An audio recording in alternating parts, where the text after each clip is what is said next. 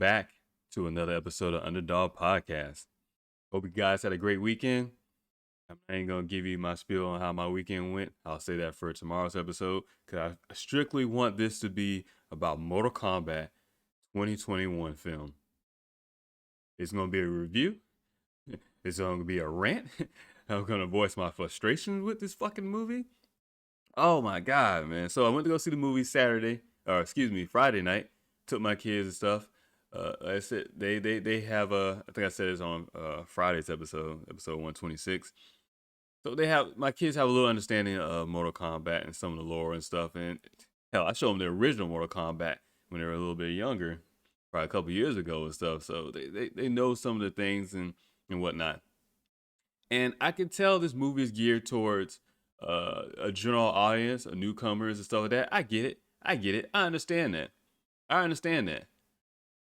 The thing is, though, when you're trying to do something like this and you want to make it a general geared towards a general audience, you don't have to change shit up, right? And I'm not one of those people where, I want everything to stay the same, nostalgia moment. No, it's the fact that there's already a story, decades in the making.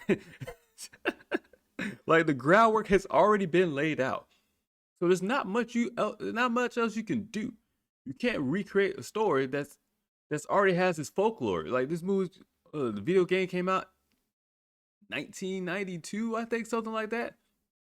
I said, man, I still remember the blood code, ABACABB. That's something I will never forget. You know how many times I had to put that shit in? I can't not help but always remember that. Because you got to put it in every time, man. And it kills me because when you're trying to have something like this going towards a general audience, there's already too much a fanatical, obviously, fan base, right? There's already too much of that fan base that's there where you're not going to please everybody. So you got to find a way to stick to the original story. You can change it up. I know they introduced Cole as a new character, which, by the way, fucking sucks, right? Cole's a pointless character, but I'll kind of get into that once I really kind of break down the plot. Also, this is a spoiler review. I probably should put in the title, but whatever, fuck it. Take your own risk when you listen to reviews. So, oh my god. So yeah, when you want to do movie adaptations of video games or comic books or anything like that, the main case argument, it will always be the same. Stick to the source material. No one says you can't switch it up and spin it up and make it your own or modernize it, because I definitely would expect them to modernize it. But at the same time, you still have to stick to the original source material, because that is where your fans came from. That's where your true fans came from. And it seems like when they have these Hollywood adaptations of video games or comic books or even books in general, anything that comes from somewhere else, they always go all over the place.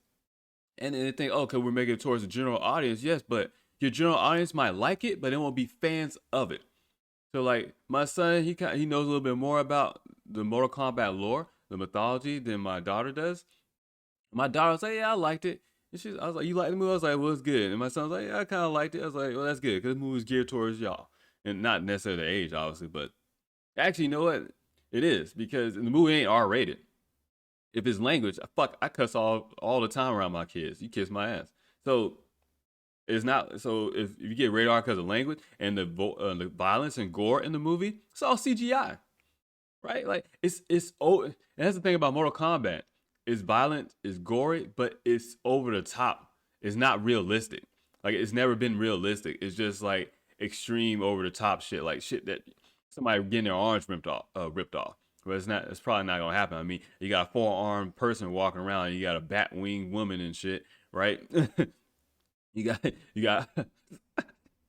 got centaurs, minotaurs, I forget what you call them and stuff. You got all types of different random creatures and stuff. So it's really fantasy, right? It's not even I like sci-fi, and this is one of the few things where it's fantasy and I like. It's a fantasy movie. It's all fake, right? So the R rating, I guess, is just for you don't want to see your kids to see glorified, fantasized gore. I mean, to each their own. Hey, whatever you do with your kids and your parenting, that's none of my business.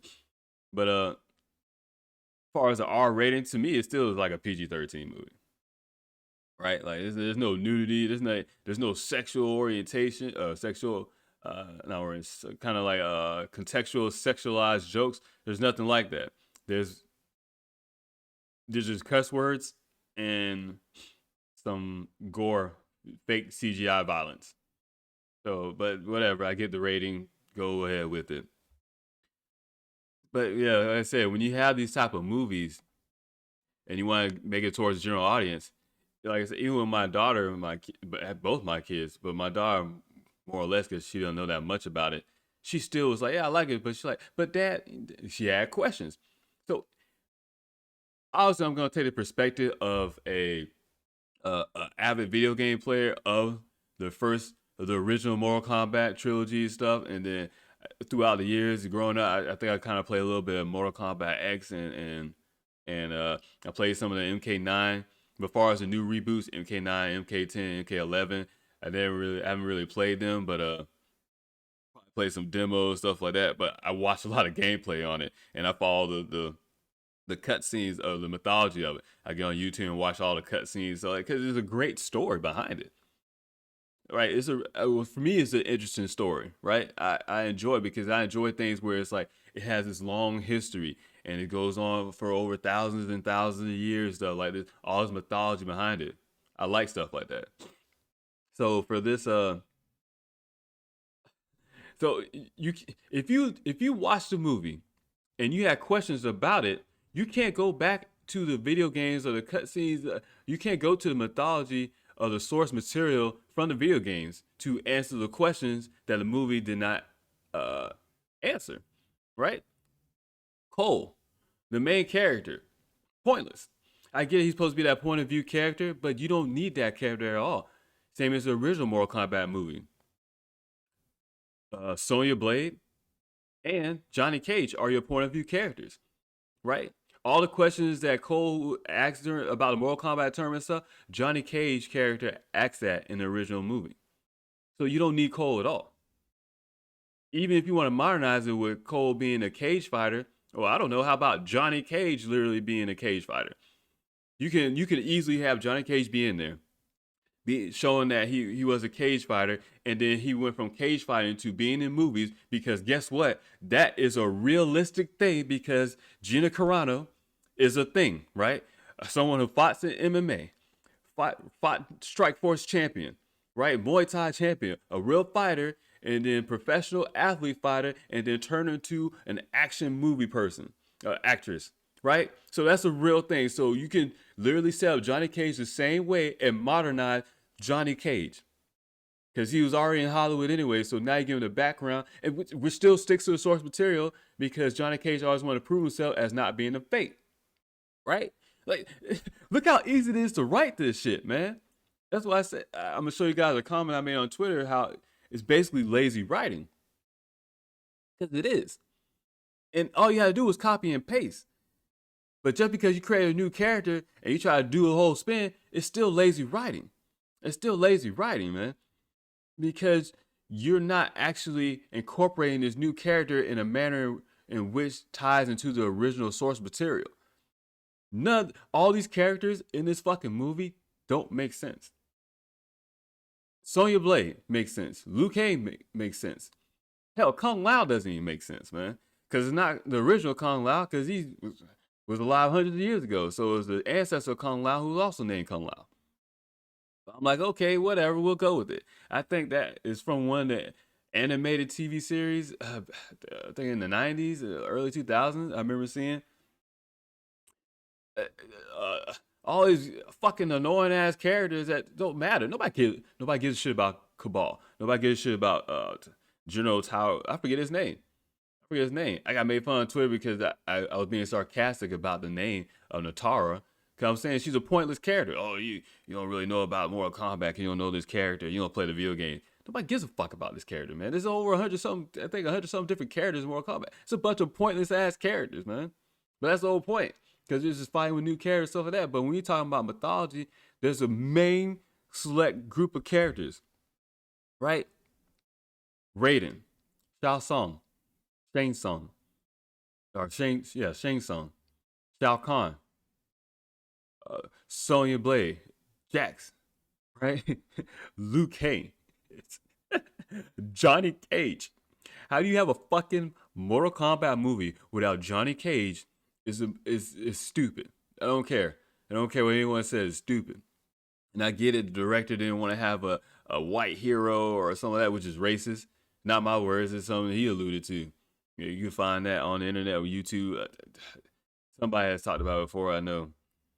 I think I have mentioned it somewhere as well too. But it doesn't matter because there's no whatever reason that they decide not to have Johnny Cage in it. It doesn't matter. Johnny Cage is key to the fucking story. Johnny Cage is actually key to the movie as well because he provides some of that comic relief. Hell, the best character in the movie that I enjoyed was Kano. And he's not in that. It's because he was saying all the shit, all the jokes and stuff like that, like Johnny Cage would say. Right? And he was coming off as an anti-hero, which kind of Johnny Cage is because he's arrogant, he's narcissistic and stuff, and he's full of himself, but he's just trying to find something to give him meaning in life. Like there's precedence for this. The whole fact that Kano was pretending to be on their side and he betrayed him and stuff, and it's like, what the fuck? This is stupid.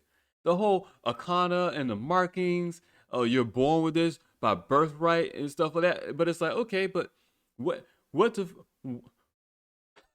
who decided to have Kano be considered an Earthrealm champion by birth as opposed to Sonya Blade? Right? I don't think Kano is the type of person you want defending Earthrealm as opposed to Sonya Blade. But don't worry, because all you gotta do is kill someone with a dragon tattoo marking and then it becomes yours. This shit was fucking all over the place, man. So even from a moviegoer's perspective, I still say it's like an average movie. At one point I was thinking 7 out of 10, but no. Like I said, it's one of those movies where you go away and feel like, oh, okay, yeah, that was kind of cool, but the second you think about it, and if you dare to watch that shit again, it would probably hurt your fucking brain. Cause you'd be like, wait a minute, this shit don't make sense. Wait a minute, this shit don't make sense. This shit don't make sense. That shit don't make sense. Oh man, so let's see. Go IMDb. That's I have a hard time saying that. I just want to see what they have as a plot. That's a 6.4 out of 10. Is that a user rating score? Is that a user rating? I think it's a user rating. Out of 50,000, yeah. I told you, this shit is trash, bro. People want to attack me on Twitter. You kiss my ass, man. This shit ain't that good, man. Don't get mad at me. Let's see. They don't have a synopsis. They don't have a synopsis. Hell, the meta score is 44. Out of 120, 129 critics and 1,490 users, and the meta score is 44. I say, yeah, it's about a 6, man. It's about a 6. And it's not even one of those, oh, all I want to see is some graphic things and stuff like that. Because, I mean, hell, there's way better movies than that. There's way better independent movies than that. But this is just, oh my God, man. Okay, let me go back first because I want to kind of just read over the quick plot of the whole movie.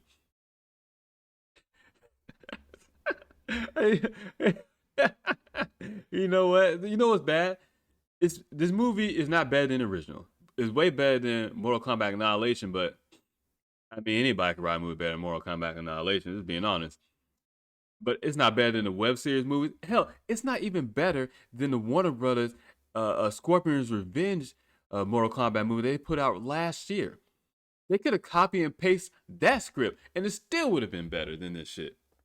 Like, it still would have been better, man. So let's say, kind of okay. Here's some of the plot. Kind of briefly go over it. Once again, this is spoilers, so if you haven't seen the movie, definitely turn off by now. But so it starts off with Ben Han from the Lin Kuei clan, and then Hanzo Hasashi from the Shiryu clan and stuff. And you know, Hanzo is Japanese, Ben Han is Chinese, and then they're mortal enemies. They fight. They don't really explain why the clans are fighting. They don't really go into that. Uh, I forget. I know I. And a lot of stuff I remember because I used to play when you play the original game and you'll win Mortal Kombat tournament with a certain character. Their budget was 55 million. Oh man. Oh man. They got it. Oh man. They gonna get their money's worth because they ain't shit out to watch anyway. So they gonna get their money's worth. But so yeah, they don't really go too much into that and stuff. So Benahan killed. So here's the fucked up thing: Hanzo Hasashi's whole family dies. In the original story and stuff, like his whole family dies. But in this, the daughter, the little baby girl, somehow no one decided to kill. So Ben Han killed everybody, all his members of the Shiryu clan, all that stuff. Killed his wife and his son, but then killed the baby daughter. That makes no sense. If you're gonna kill a kid, there's nothing gonna stop you from killing a baby. He went there to kill everybody. So the fact that the youngest one, the baby, lived, and then Raiden comes down and saves the baby. So that's like the first 7 minutes of the movie, right? Which is probably, let's be honest, probably the best part of the movie. And honestly, that's probably the best part of the movie. And then from there, they go on to what is it with oh, I'm sitting here looking right now. I don't have to think about it. But yeah, so they set it up, and this is how bad. This ain't like they did some Star Wars shit, like the original Star Wars movie, where in order to fill in a lot of backstory, you just put up a black screen with some text to fill it in. So what they said was, oh, Hanzo Hasashi's bloodline lives on through one of his ancestors, and they will. It's been prophesied that one of his ancestors will rise up to win the Mortal Kombat. To protect Earthrealm in the Mortal Kombat tournament and whatnot. So that's the whole Cole character. So Cole is somehow a descendant of Hanzo Hasashi, who originally whole family gets killed off, including Hanzo, including him, which is Scorpion. It's Scorpion. So all his family gets killed off, but don't worry. Somehow Raiden came in and saved the baby because they ignored the fucking child. Right? They ignored the child. I mean, Ben Han Sub Zero, and even that Ben Han had his Sub Zero powers while he was still a human. So like you don't explain that, and I don't even know how to even come about that. Cause I'm like I thought he got his power from like Shinnok or Quan Chi or something like that. And that's how Scorpion gets his power. So there's no mention of Shinnok, right? There's no mention of Quan Chi. There's no stuff like that. But if you know some of the story from the Mortal Kombat video games, you would kind of know that stuff. But as a regular moviegoer, I'll be having these questions. And see, and I said this before the movie came out, the problem with the whole Cole character, the second you introduce a new character that has no attachment to the original source material, it leaves a big ass plot hole, right? He's a huge plot hole because him being there fucks up everything. And that's why I say it's lazy writing. Because even though you introduce a new character, you didn't find a way to incorporate that character to the original source material, and to the point where you don't have to change the original source material. Cole being a descendant of Scorpion fucks up everything. It fucks up everything. Because it makes no sense. Right? The whole thing with Scorpion is that his whole family gets killed along with him. And then all of a sudden now it's the descendant. Oh, now Cole's the chosen one because he's a descendant of this dude. No, man. No. No. No. No. And then it kind of showed that Raiden took the baby off, but they didn't really explain who the baby name was and how the fuck Cole, how you go from Japan or wherever he was at, or wherever Raiden took the baby at. And I don't know if he took him back to his temple or what. And all of a sudden now he has a child. Cole all of a sudden the descendant. So and then that happened in like 1621. They say in the movie when Ben Han and Hanzo Hasashi went after each other or fought and stuff like that. So from 1621 to 2021, you do the math. All of a sudden, Cole is the bloodline of Hanzo Hasashi lived on that way. And and Cole was a orphan. He's like, I grew up on the south side of Chicago. Well, how the fuck we get to the south side of Chicago from Japan?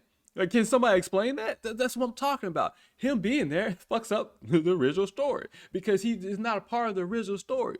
And you're trying to throw everything around him, but it fucks up everything. And that's lazy writing. You could have found a better way to incorporate him into the Mortal Kombat mythology. You could just introduce him as a new generational character, a more modern character, if you wanted to do that. You could have easily did that, but not have to have him be attached to the Mortal Kombat lore. Like, just be a straight original new character. Find some other reason why he got sucked into it and stuff without having to be attached through bloodline or anything like that. Maybe Raiden was just looking for new fighters and stuff. Like, maybe you don't pick off right where maybe pick off at a certain point in the story and not with the introduction of Mortal Kombat tournament. Like, that's lazy writing. And see, you will really have to sit down and iron out the wrinkles of this to find some way to connect Cole to the rest of the stuff other than, oh, let's just say he's a descendant of Scorpion. That's when I say it's lazy writing, that's lazy writing. Because all I said, oh, this is descendant of Scorpion because of the baby got saved by Raiden, and we're not going to fill in the blanks of what happened in between it. We're just going to somehow, some way, all of a sudden, bam, it was prophesied that this has happened. It's a prophecy. Come on, man. Come on, man. If you know anything about Mortal Kombat, you sitting there, like, there was times during the movie where I was literally just sitting there scratching my head, and I'm just like, and I put my head down. My kids looked at me like, Dad, you okay? I was like, just don't worry about it, man. I'm fine. I'm fine. Because, man, like, Hollywood, just, time and time again, they just find some way to shit on the movies or on the content, the IPs that I grew up with, right? The things of my childhood, they're finding a way to shit all over it, right? This is, and I'm hitting that point in the age where my mom, my dad would say the same things like, man, why they gotta go and ruin the stuff that I like? That's what they do. And they don't even try to modernize it. For me, I see the biggest issue being the people that are writing these movies and stuff are not fans of the actual original work, of the actual IPs, the intellectual properties of these the video games or the comic books or whatever. They might do a little research, and just because they pull Nataro and Raiko out their ass and stuff to pull them in this movie, that don't mean that they know anything about it. They just dug into the video games, all the hundreds of characters, and found some characters they could pull out. And you could tell that they pulled out obscure characters because if this movie was a hit or a miss, they wouldn't worry about killing off important characters. Even though Mortal Kombat is about killing off characters. But don't worry because you go to the Nether Realm or Shang-Chi revives, Shang Tsung revives you or some other shit, right? It's like some other shit. Oh my God, man. Oh man, this the more I think about it, I get pissed off about it, man. Because it's like they're not even trying, man. They're not. So it goes along, yeah, it says in the present, the realm of Outworld has defeated Earth Realm in 9 of 10 deathmatch tournaments called Mortal Kombat, intending to conquer it.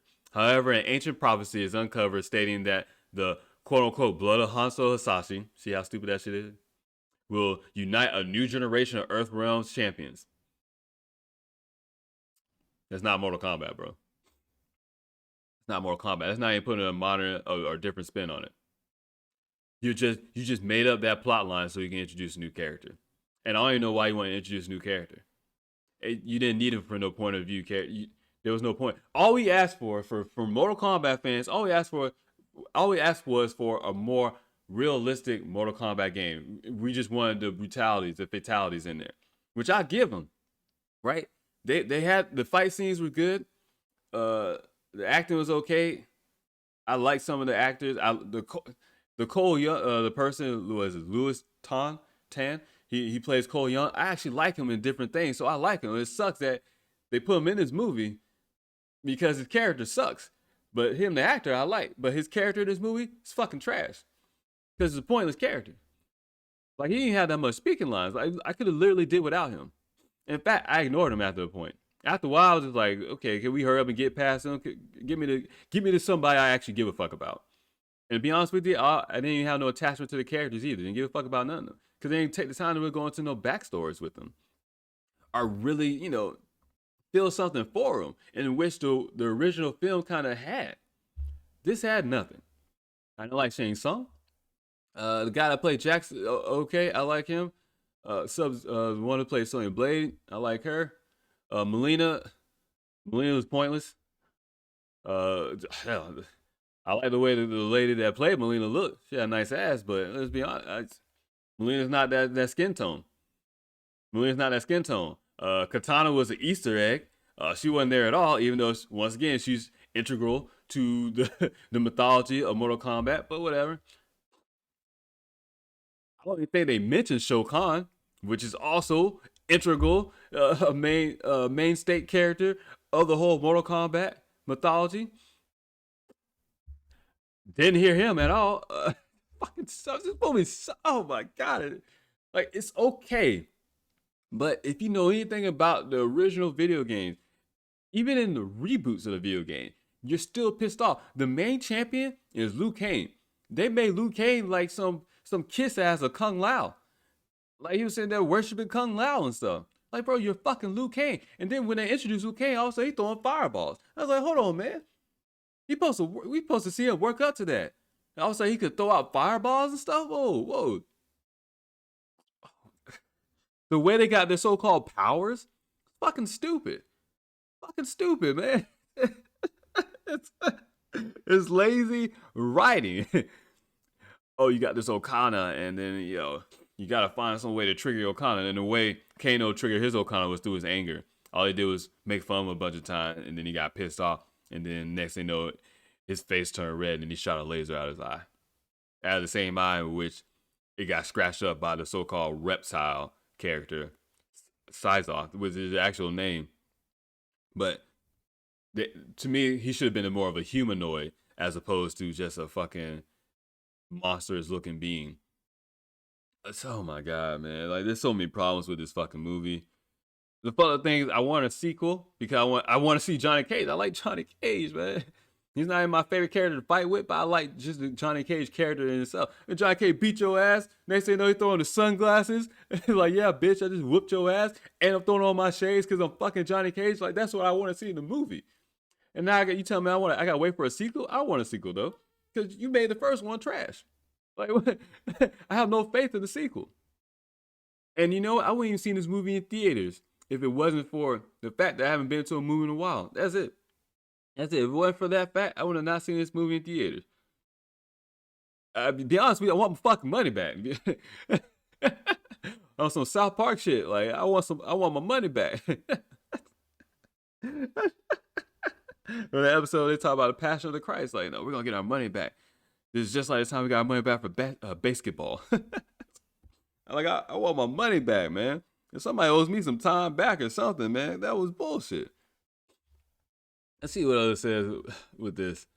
I know I'm all over the place, and I apologize, man, but like, whew, it's hard. I was so fucking frustrated with this movie, man. Like, that's why I say you just gotta copy and paste. Cause I'm like, look, if you're not gonna take the time to really be a fan of this, that one, you should not write a movie unless you're a fan of some of the original content. If you're gonna make a movie from something that has a long history, you need to be a real fan of it. And that's what's problem with Hollywood. They hire these fucking writers and stuff, but they're not fans of anything. They act like they are, but they're not. You can tell they're not. Because they would have not. Cole Young would never been a thing. Cole Young would have never been a thing. Because Liu Kang is a good character. Sonya Blade is a good character. Jackson Briggs is a good character. Johnny Cage is a good character. Raiden is a good character. Scorpion is good. Like, they're all good. They all have their own unique perspective and they're good characters already. You don't need to do anything. Sonya Blade, Jackson Briggs, and Johnny Cage. They're American, right? They're new to this whole Mortal Kombat thing. They have no idea what's going on. Those are your point of view characters for the audience. The person that would know anything about it would be Liu Kang. So he comes in with more knowledge of it and understanding and stuff. Then you have Raiden explain everything. And then Johnny Cage would be that character to be shocked about stuff and making fun of everything. That's how he is in the original Mortal Kombat movie. That's how he is in the games, I believe. That's how he is in the anime movie from last year, A Scorpion's Revenge. man. It's so much fucking things wrong with this. All right, so it says blah blah. It's prophecy bullshit. Aware of this soul eating sorcerer. Soul eating sorcerer. Shang Tsung employs warriors to kill Earthrealm's champions identified by a distinctive dragon mark before the next tournament begins. That's not even how it works either. The tournament starts, and then once Shang Tsung realizes that these are real champions that he might lose. Well, I don't know how to call them champions because in order to be a champion, something you need to win. But whatever. I guess we're just throwing that word out there. But for Shang Tsung, what he does is he starts a tournament on his island, right? So the tournament didn't even happen on the island. In fact, be honest with you, the tournament didn't even fucking happen at all. Mortal Kombat is about the Mortal Kombat tournament. This movie did not even have the Mortal Kombat tournament take place. That when I say lazy writing, bad writing, that's what it is.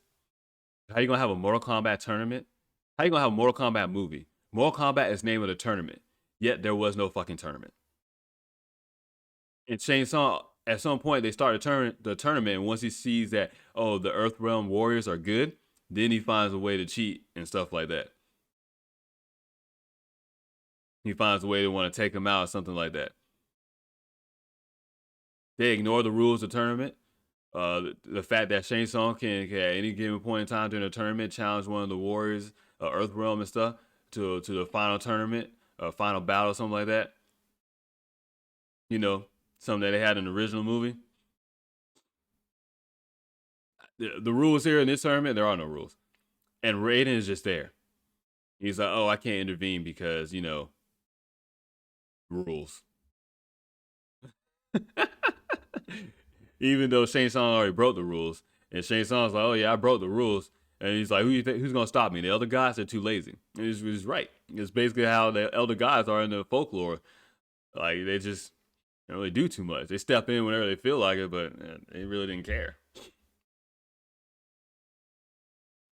I don't even know I don't even know they really took the time to explain the reason of the tournament. You have the tournament that's how the realms protect each other. And one realm wins 10 consecutive Mortal Kombat tournaments, and that means they can invade it. That I don't even know they explain it that well. Okay, whatever. So it goes on, blah blah. A distinctive mark before a tournament. Meanwhile, Cole Young, a former MMA champion.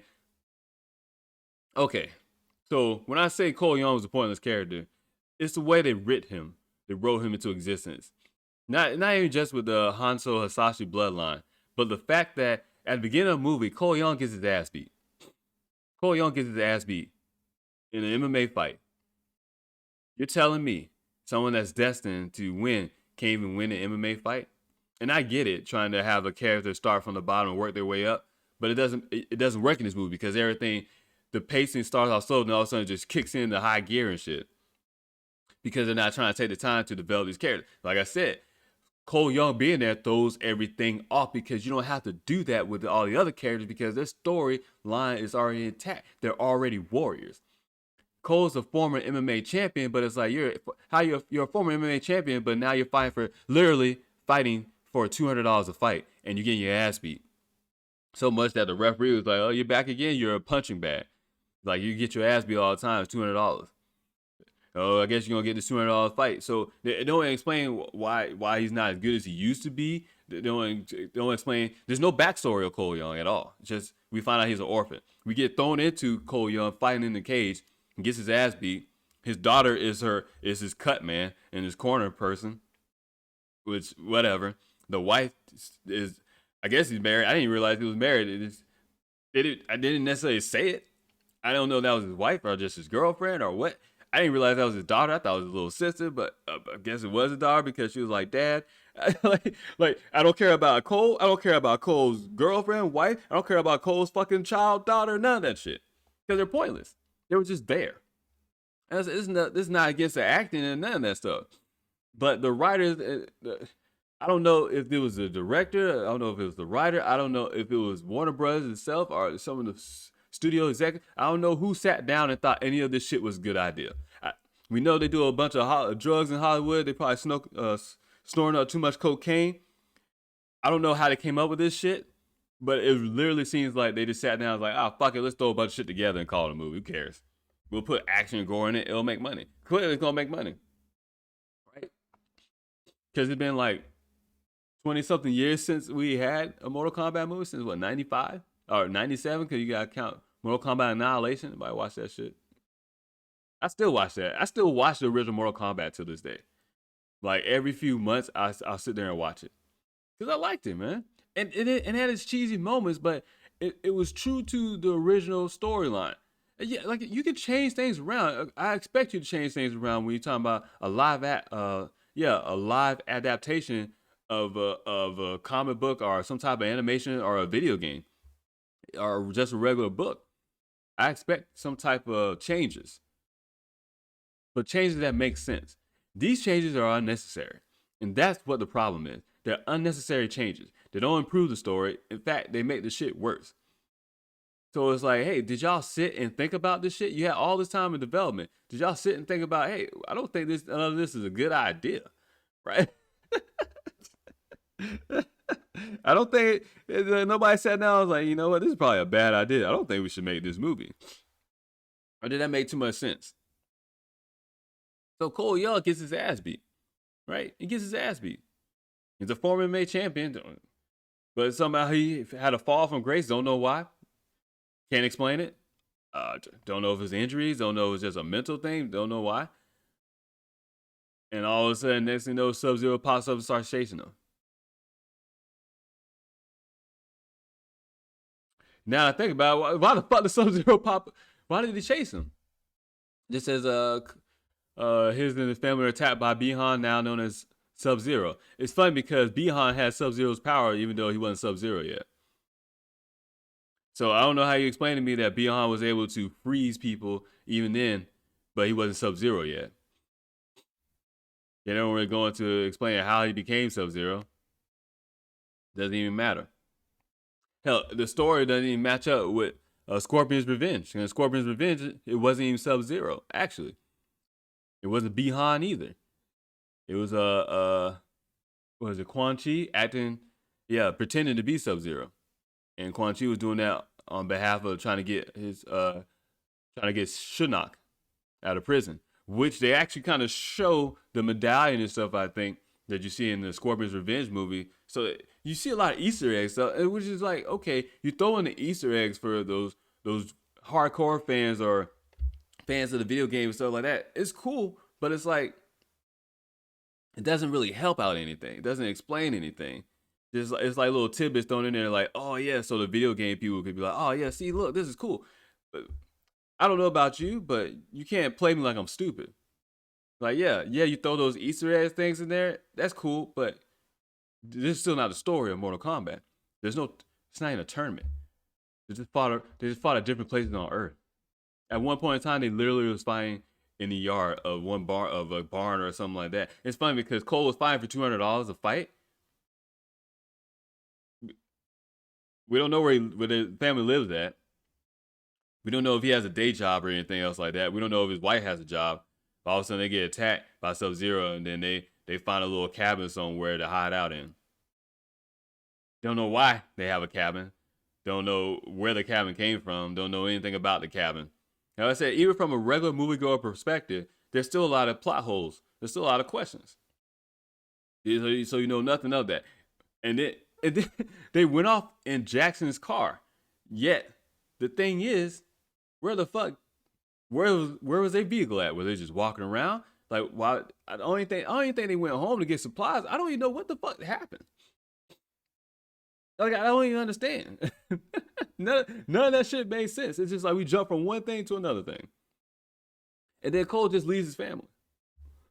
Like, he leaves his family to go off, embark on something because Jackson get his ass beat by Sub-Zero, which was a good fight scene. Like I said, the fight scenes were good and stuff, right? The fight scenes were good, and even they show different moves from the video games. They show different fatalities. I liked it when they said the cheesy part comes in, like when Kano rips out the heart of Reptile and stuff, and he holds up and he's like, Kano wins. Like, I get that. That's from Man, it's original fatality from the original video game. Rips your heart out, stuff, holds it up, and shows Kano win and stuff. Like I get that. That's cool. That's cool.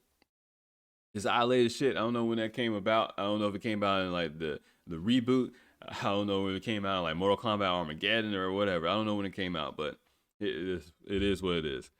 But okay, shit like that. Arlen, Kung Lao did the whole brutality of fatality on Natara, and he put the blades down the ground. The blades start spinning and stuff, and it slices the body in half. So like, okay, that's cool. That's great.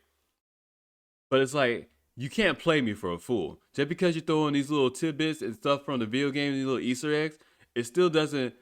Uh,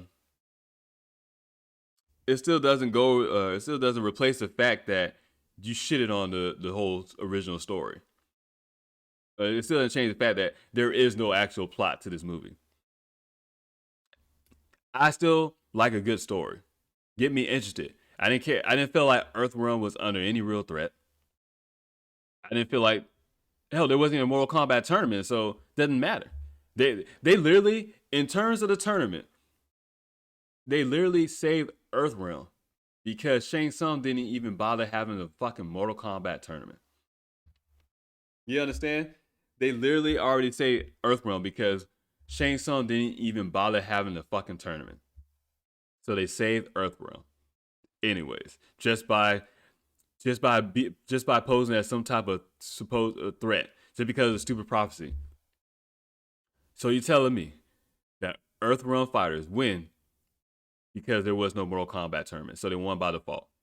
That's really what happened, man. I just now realized that. That's literally what happened, though. Oh my god. So okay, Cole tracks Sonya Blade because Jackson told Cole to go find Sonya Blade. Blah blah. He ended up, Cole gets his ass kicked by the dude in the cage fight. He gets his ass kicked by Sonya Blade. He gets his ass kicked in training with Liu Kang. Gets his ass kicked in training with Kung Lao. Like every time you turn around, Cole is getting his ass beat. And understand, this is happening within hours, if not days, of them meeting Sub Zero.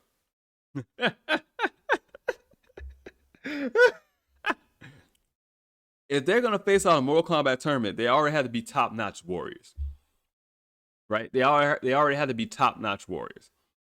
They have to reach another level that they're not used to, because really they are mortals with no real powers, no nothing really too special, and they have to rise to another level in order to combat these kind of mythological or mythological, these type of different creatures, especially when you're talking about someone like Goro with 4 arms.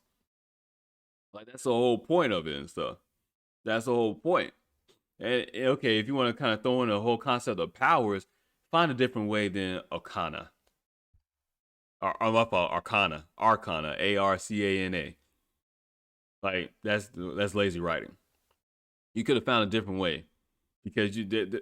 Arcana. They can't even explain Arcana. Oh, but only people with a dragon mark has Arcana. I don't even know if Ben Han has had a dragon mark. So like, I'm assuming so.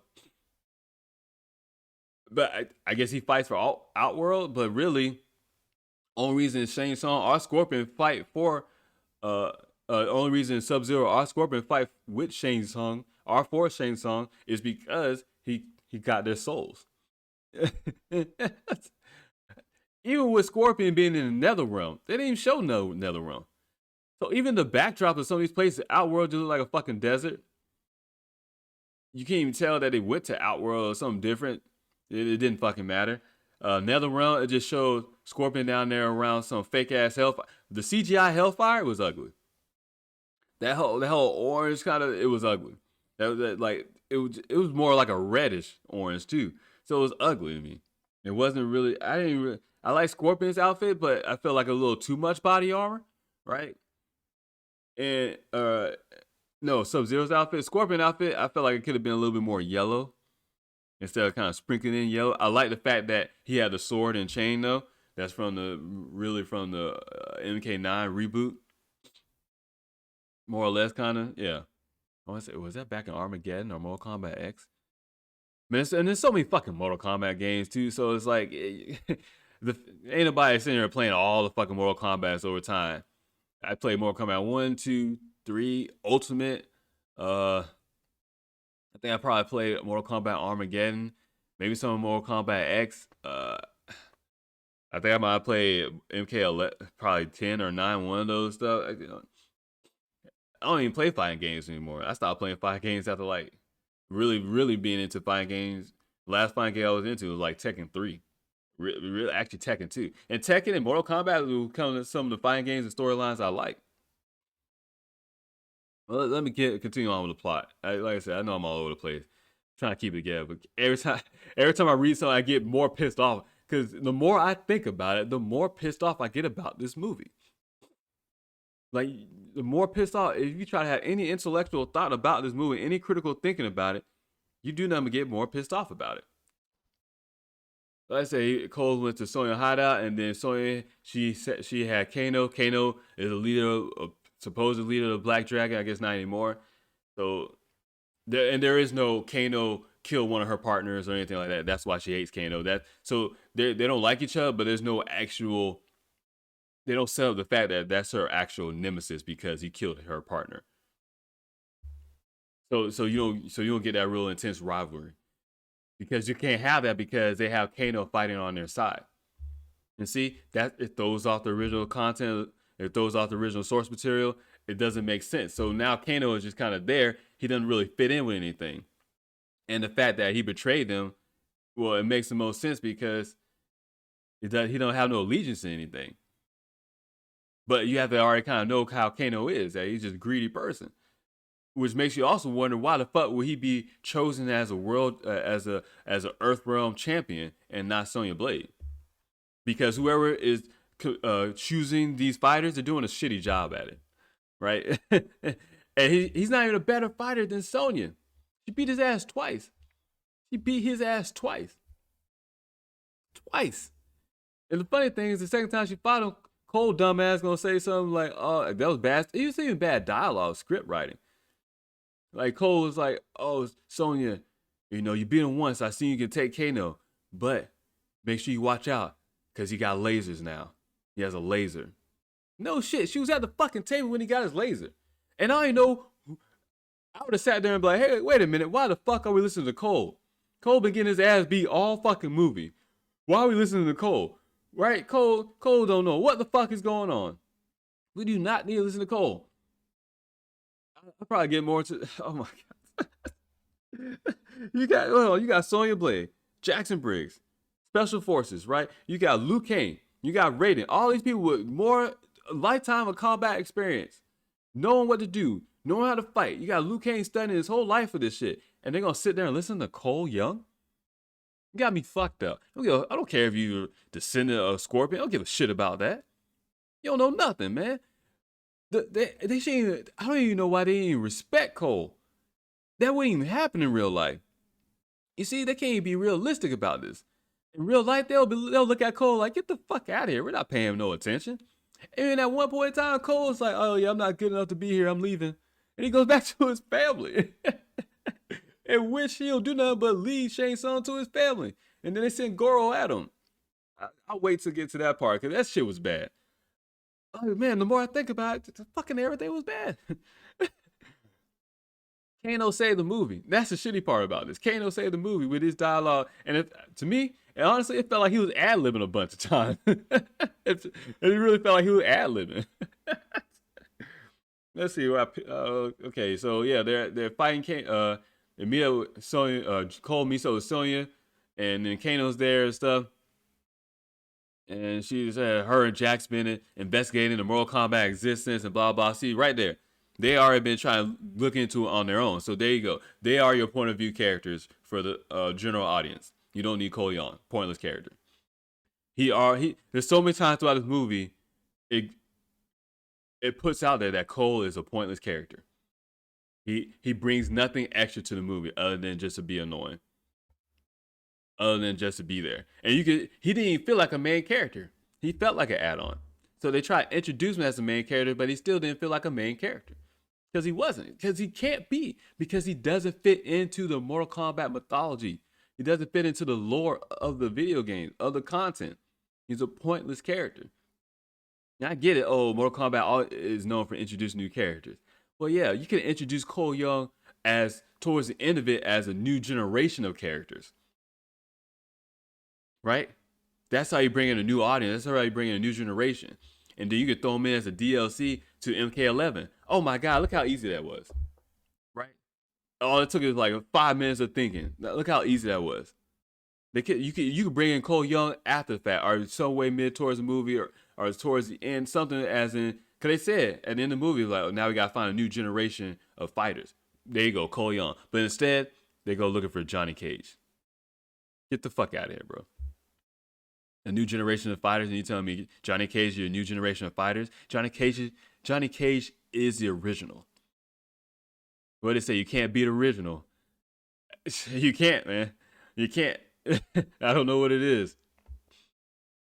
So yeah, they're sitting there fighting with Kano, or going back and forth with Kano and stuff, and then all of a sudden Reptile pops out and stuff, and then they kill Reptile, all three together. All three of them have to beat off Reptile, right?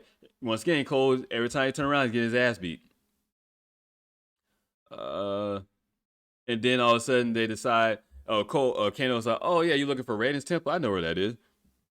And so it's like, oh, you gotta show us. He's like, I'm not gonna show you anything. And then so it's like, I'll give you $2 million. He's like, oh, you don't have $2 million. You live in this shithole. She's like, just because I live in this shithole doesn't mean I don't have $2 million. So I just happen to live here my whole life.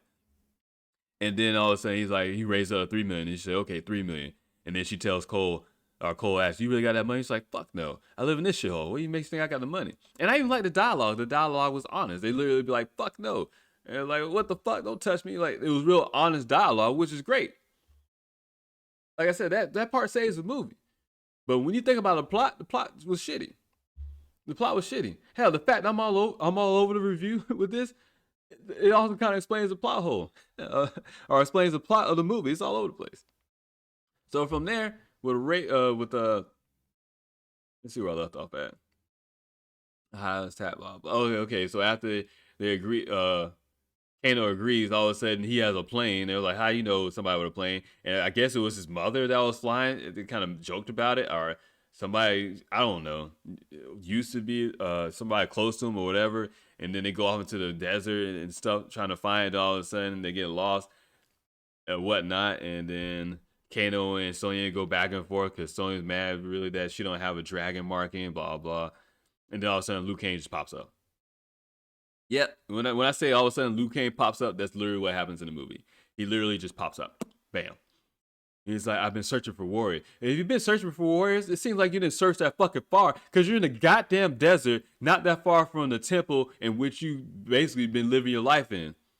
So if you want to search, I don't know, you probably need to go to different parts of the world. Maybe go to a different country instead of staying in the fucking desert, so-called looking for champions. What? It's a bad plot, man. It's a bad movie. When it comes to writing, this movie sucks. Now, I'll give it to us an okay movie because of the fight scenes and stuff like that. But when it comes to writing, this movie sucks. Even some of the editing is a little off. Let's see. That goes on with that. Ultimate champ. Okay, he brings it back to Raiden's temple, and then they meet Liu Kang. They didn't. This shit is written wrong. They didn't travel to Raiden's temple. No. Liu Kang found him in the fucking desert and then showed him Raiden's temple. And then Kung Lao popped up in the middle of a fight.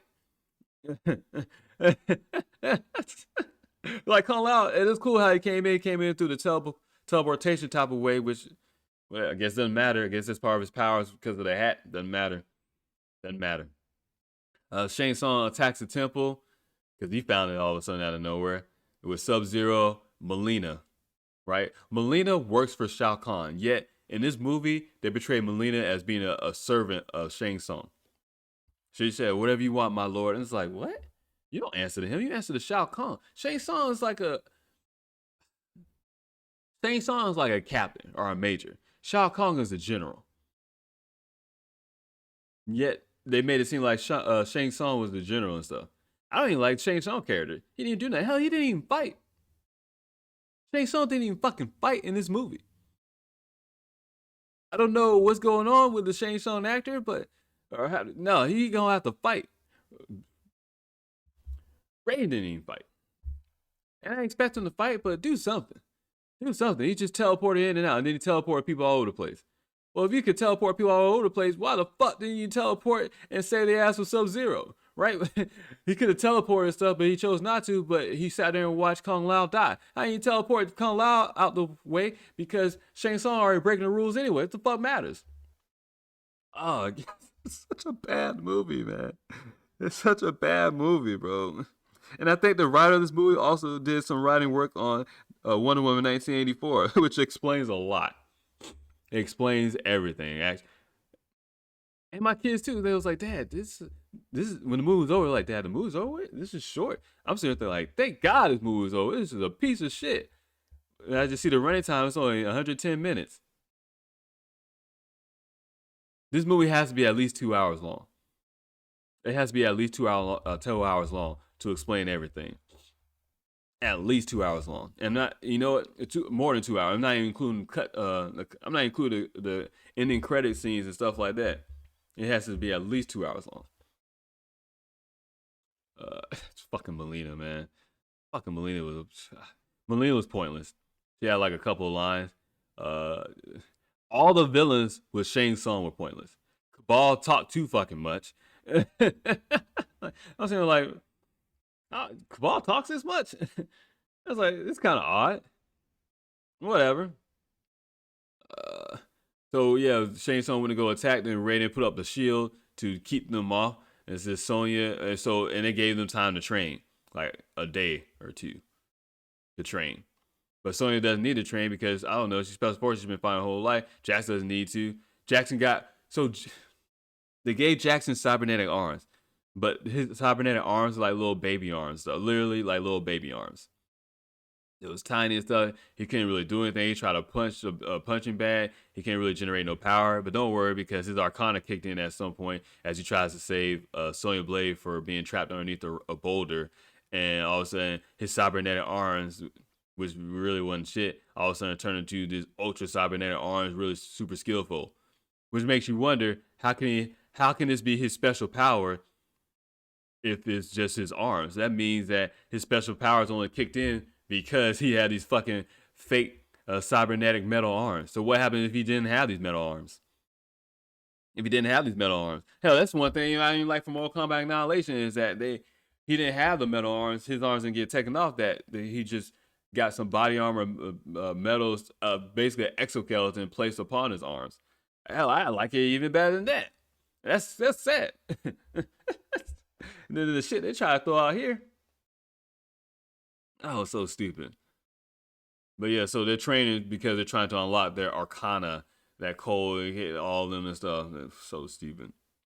It says during an argument with Kung Lao, Kano awakens his Arcana. Literally, it's just an argument. Like I said, he got pissed off and then, I can shoot lasers out my eyes. Cool. Great. Gotcha. Uh, then it says Kano was unable to awaken despite his persistence. It was funny they did the constant leg sweep that Liu Kang does, and so he beat Kano in the training as they were training and stuff. He beat him just because he did like 3 consecutive leg sweeps. And I didn't even catch that really till afterwards. I was reading some of the comments and I was like, oh yeah, that was it.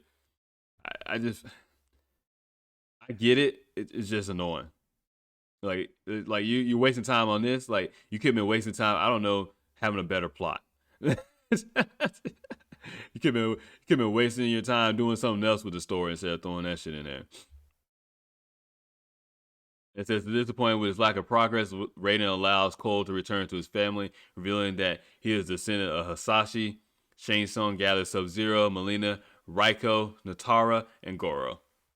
And see, man, Raiko, let's see.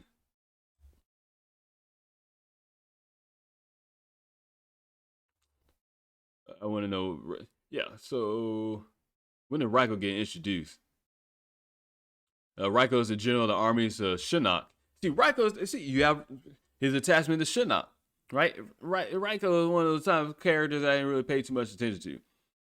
It should be from Mortal Kombat Deadly Alliance and Mortal Kombat Armageddon. I'm assuming that's what it is. But it's like I'm like whatever, man. Kano, Raiko, like whatever, man. Like so he's a general of the armies of Shinnok under Shao Kahn and the Brotherhood of Shadow.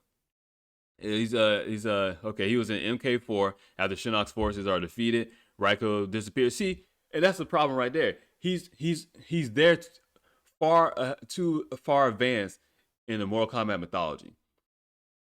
In this original movie, or in this movie, you should only have characters from the first Mortal Kombat and maybe the second Mortal Kombat.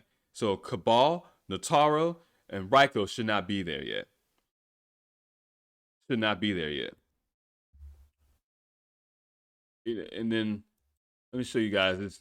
So I wrote on Twitter, lazy writing, and all they had to do was copy and paste the story from the original MK story or from MK9 reboot. Cole is a pointless character. Kano was funny but just odd and out of place. And the obscure winged female character was a throwaway character. And I wrote that in a sarcastic manner. Like I vaguely know who Natara is. Because once again, there's a shitload of Mortal Kombat games. But when we're talking about original story, when we're talking about the origins of Mortal Kombat Tournament and being introduced into this from the Earthrealm Warriors perspective, Natara is not there yet. Natara is not there yet. Raiko is not there yet. And they have Raiko all big up and stuff. I don't remember Raiko looking like that either. Like what? Now I gotta think about it. But so I wrote that, and people try to comment on me like ratio, but I had 74 likes, and I keep getting more and more likes. Probably because more and more people keep seeing the movie and like fuck this shit, bro. This shit is trash. But so somebody commented saying, "Oh, the fact of this dude, Deme Neutron." Whatever. It says the fact that you don't know Natara's name says a lot. And 24 people like that. I'm sitting there thinking, obviously people don't understand sarcasm. I didn't even bother responding to this. Like people don't understand sarcasm. I know a little bit of Natara. I'm saying she's obscure. She doesn't fucking matter, right? She doesn't matter unless you go into the depths of the mythology of Mortal Kombat, which the movie didn't bother to do that. And then one dude says, bruh, if you want to copy and paste the story from the games, then just look up the cutscenes on YouTube. Well, actually, I've always watched the cutscenes on YouTube stuff. I like the story. Because the story itself is better than the fucking story in this stupid ass movie that they put out. And he said, dude probably never played the games either. Which is, let's be honest with you, these people ain't probably old enough to remember the first games. Like, I know, I get it, I look young and stuff. But, I don't, like, I played this shit when I was a kid. Like, I played it, I still got the original literally the original Sega Genesis game of Mortal Kombat. I had my kids play it a few years ago. Like, I still have the original Sega Genesis game from Mortal Kombat. Talking about a dude probably never played the games either. But you know, people like the fact that they get mad at me defending this piece of shit movie lets me know one, they bullshit themselves. They ain't nothing. They're nothing. Like, and I even said something. I was like, "How you gonna?" What I said? Did I comment? I just laughed at it. I laughed at one of the comments, and I laughed at something else too.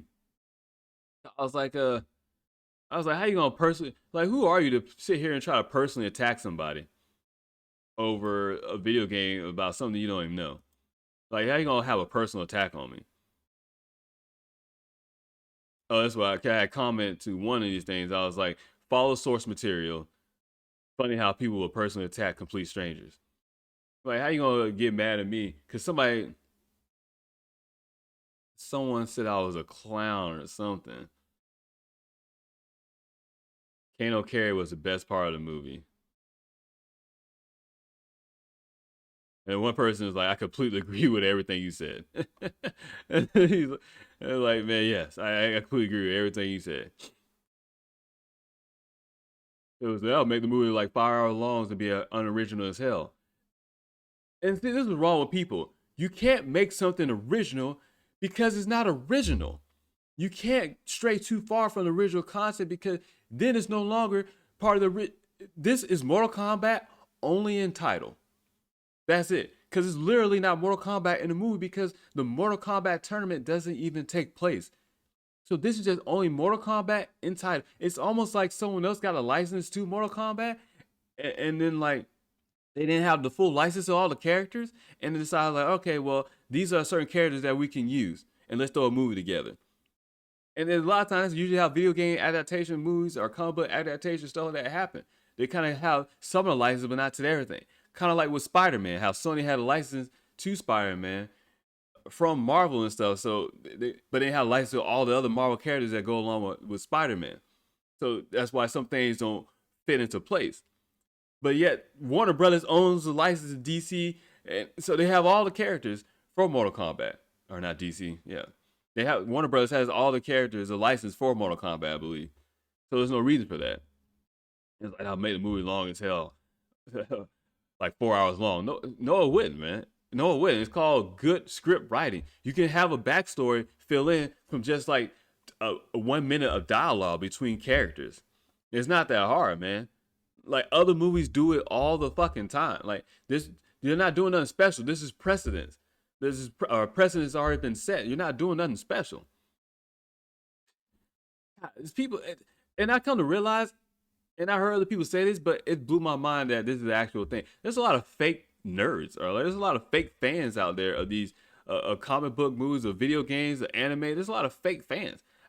I guess it's cool to be into this stuff now. I didn't realize it was cool at all. I'm like, who gives a fuck? I like it. I don't give a shit. But it's like, I guess it's more mainstream pop culture. But people are faking like they know these characters. So people are faking like they. And I met some girls on Tinder, or it was females in real life. I'm like, oh yeah, I watched this and this and that. And it's like, oh yeah, I like that too. And then you talk about it to them, and they don't know no shit about it. And that's why I feel like a lot of people out here just faking, which is really odd. Cause like, why would you fake knowing this shit? You know, I made a movie long as hell.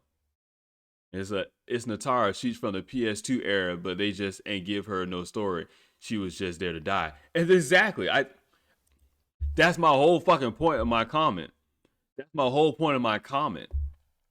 Is the fact that she's obscure character. She doesn't fucking matter. I know at some point I know of her, but I'm saying that she's so pointless that it doesn't matter. Cause even in the Mortal Kombat mythology, she's still not one of the main characters that you care about. And we're having an introductory movie. You gotta stick to the original source material as much as possible because that sets up everything. You can introduce her later on and stuff, but you don't just throw her out there. And my point exactly, anyways. The movie even recognizes that she's a pointless character. It recognizes that Raiko's a pointless character. It recognizes that, well, they just fucking played down Melina. Hell, Melina wasn't even in a purple attire.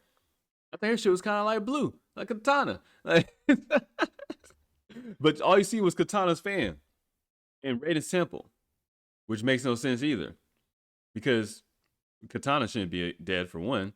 Two, because she's damn near like immortal. She's a fucking princess. And two, she's not an Earthrealm fighter. She's from her own realm that's already been taken over by Shao Kahn. And then Shao Kahn took her as a daughter because he married her mother, Sindel. Like, what the fuck, bro? This is already a story to this. You like, you gotta make it original. No, you can't make something original because it already comes from something else. All you can do is try to modernize it and update it, but you cannot stray too far away from the source material because there's already a whole story behind it. I don't understand why people don't. What do you understand about that? It's like this. What don't you understand? I mean, even if you're not attached to this stuff, you still, if it comes from something, you want to stick to it as much as possible. That's why people always like, oh man, the books is better than the live adaptation because they just throw out some random ass shit, man. Like I said, the movie even recognized that she's a pointless character because she fucking dies, and not just dies in the fight scene. It's a flawless victory. Kano does the whole blade thing on her as a fatality because she just flew in. He hops on her back and then throws the fan down and rides her into the blade and stuff and hops off of it. And it's all gory and stuff, but it's all fake CGI. It doesn't matter anyway because she's a fucking so-called human being, whatever, with fucking fake wings. So it doesn't matter. She's like a vampire character, which is probably why I don't like her anyway. I don't know how you throw vampires into Mortal Kombat, but whatever, it doesn't fucking matter. It's part of the video game, so they throw it in there. Oh, bro, she's from the PS2 era. You guys weren't even fucking playing PS2 probably. It doesn't even matter, man. It doesn't even matter. I'm sure I know I probably played her. I saw her at some point, but I don't care. I wouldn't play her. I wouldn't play her anyway as a character because I don't like that type of character. I like the ninja stuff. I'm playing with Scorpion, Liu Kang, maybe Sub Zero. I played with Johnny Cage before. I didn't really like Sonya Blade. I'm not a Jax person either. Liu Kang is my main. If I'm playing it because of the bicycle kick, which they threw that in there. I'm glad they threw the bicycle kick in there. That was great. The whole fire dragon thing. Okay, we'll go with it, but whatever. Fucking people, man. Oh, there was somebody called me a clown. I forgot why, and I forgot what it was. Okay. It's this dude. Because he was like, "Oh, bro, you're a clown." Yeah. And he was like, "Oh," he said, "and get ripped for not." So he responded to my lazy writing comment. He said, "And get ripped for not being original." You can't get ripped for not being original. Like you can't be original about something that's already in existence. There's a reason why people like the Marvel movies, even though they still kind of stray away from different things from the original source material. It's because the Marvel movies still sticks to the source material. They try not to go too far away from that. Like, oh, you gotta be original. You can't be original for something that's already been in existence for 20 something years, man. Since 1995. Like, shit, are we getting closer? Like, at some point, it's gonna be almost 30 years. Like, you can't be. There's nothing too original that you can be about. And they even rebooted in MK9, and it still kind of sticks with the original story in some part. So like, you can't even. There's too much content already around this mythology of Mortal Kombat. So there's not too much new you can do. All you can do is kind of modernize it, which I said. If you want to modernize it, you make Johnny Cage literally be a cage fighter, have that be his nickname, Cage Fighter, Johnny Cage, the Cage Fighter, something like that. Like, and he showed that he turned to an actor in Hollywood and stuff, and people saying, "Oh, he's not really that good. He ain't got the skills no more." Like, you play that shit up. How hard is that? And he wants to prove himself as a true warrior. Oh my God, guess what? I didn't even fucking pull it out of my ass because that's already part from the original movie. See how easy that is? But all you gotta do is sit down and take some time to think. And you have to have some type of connection to the source material and be fond of it. You gotta be a real fan. And just being lazy and copy pasting work already done, you're a clown and your statement makes zero sense. And that's why I said, why would you personally attack a complete stranger? Apparently my statement doesn't make zero sense, and a lot, even people didn't agree with it. It still doesn't matter. Still doesn't matter.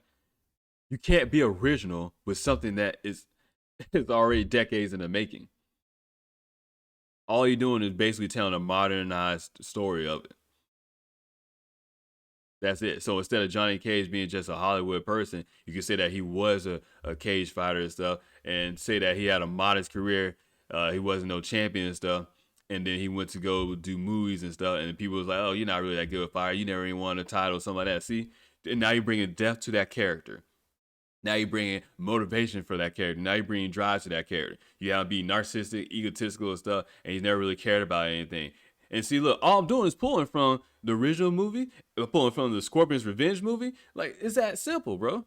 And if you want to kill him off and then introduce a new character like Cole Young, all you gotta do is kill him off and introduce a new character. There you go.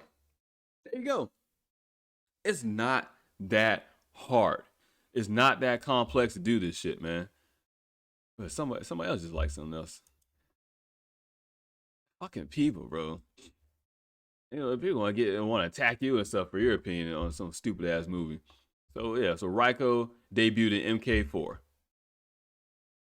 And outline resembled that of a palette swap. Palette swap. What is Raiko? Give it.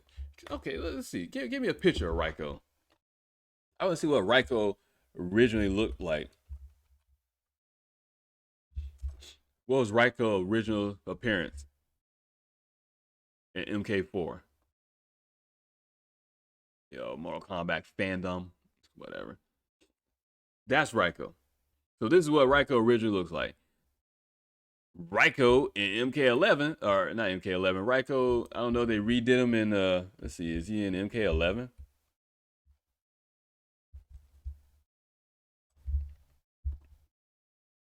I definitely fucked that up. I definitely meant to.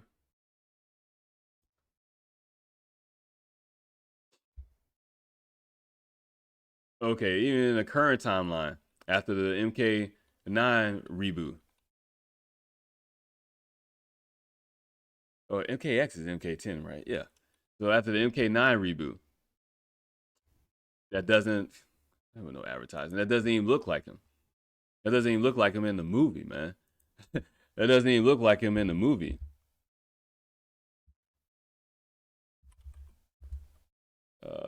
Let's see, Raiko Mortal Kombat 2021.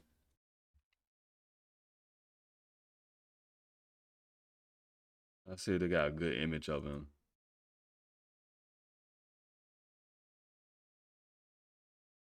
I forget how he looked in the movie because it didn't matter. Oh, yeah, this is how he looks in the movie.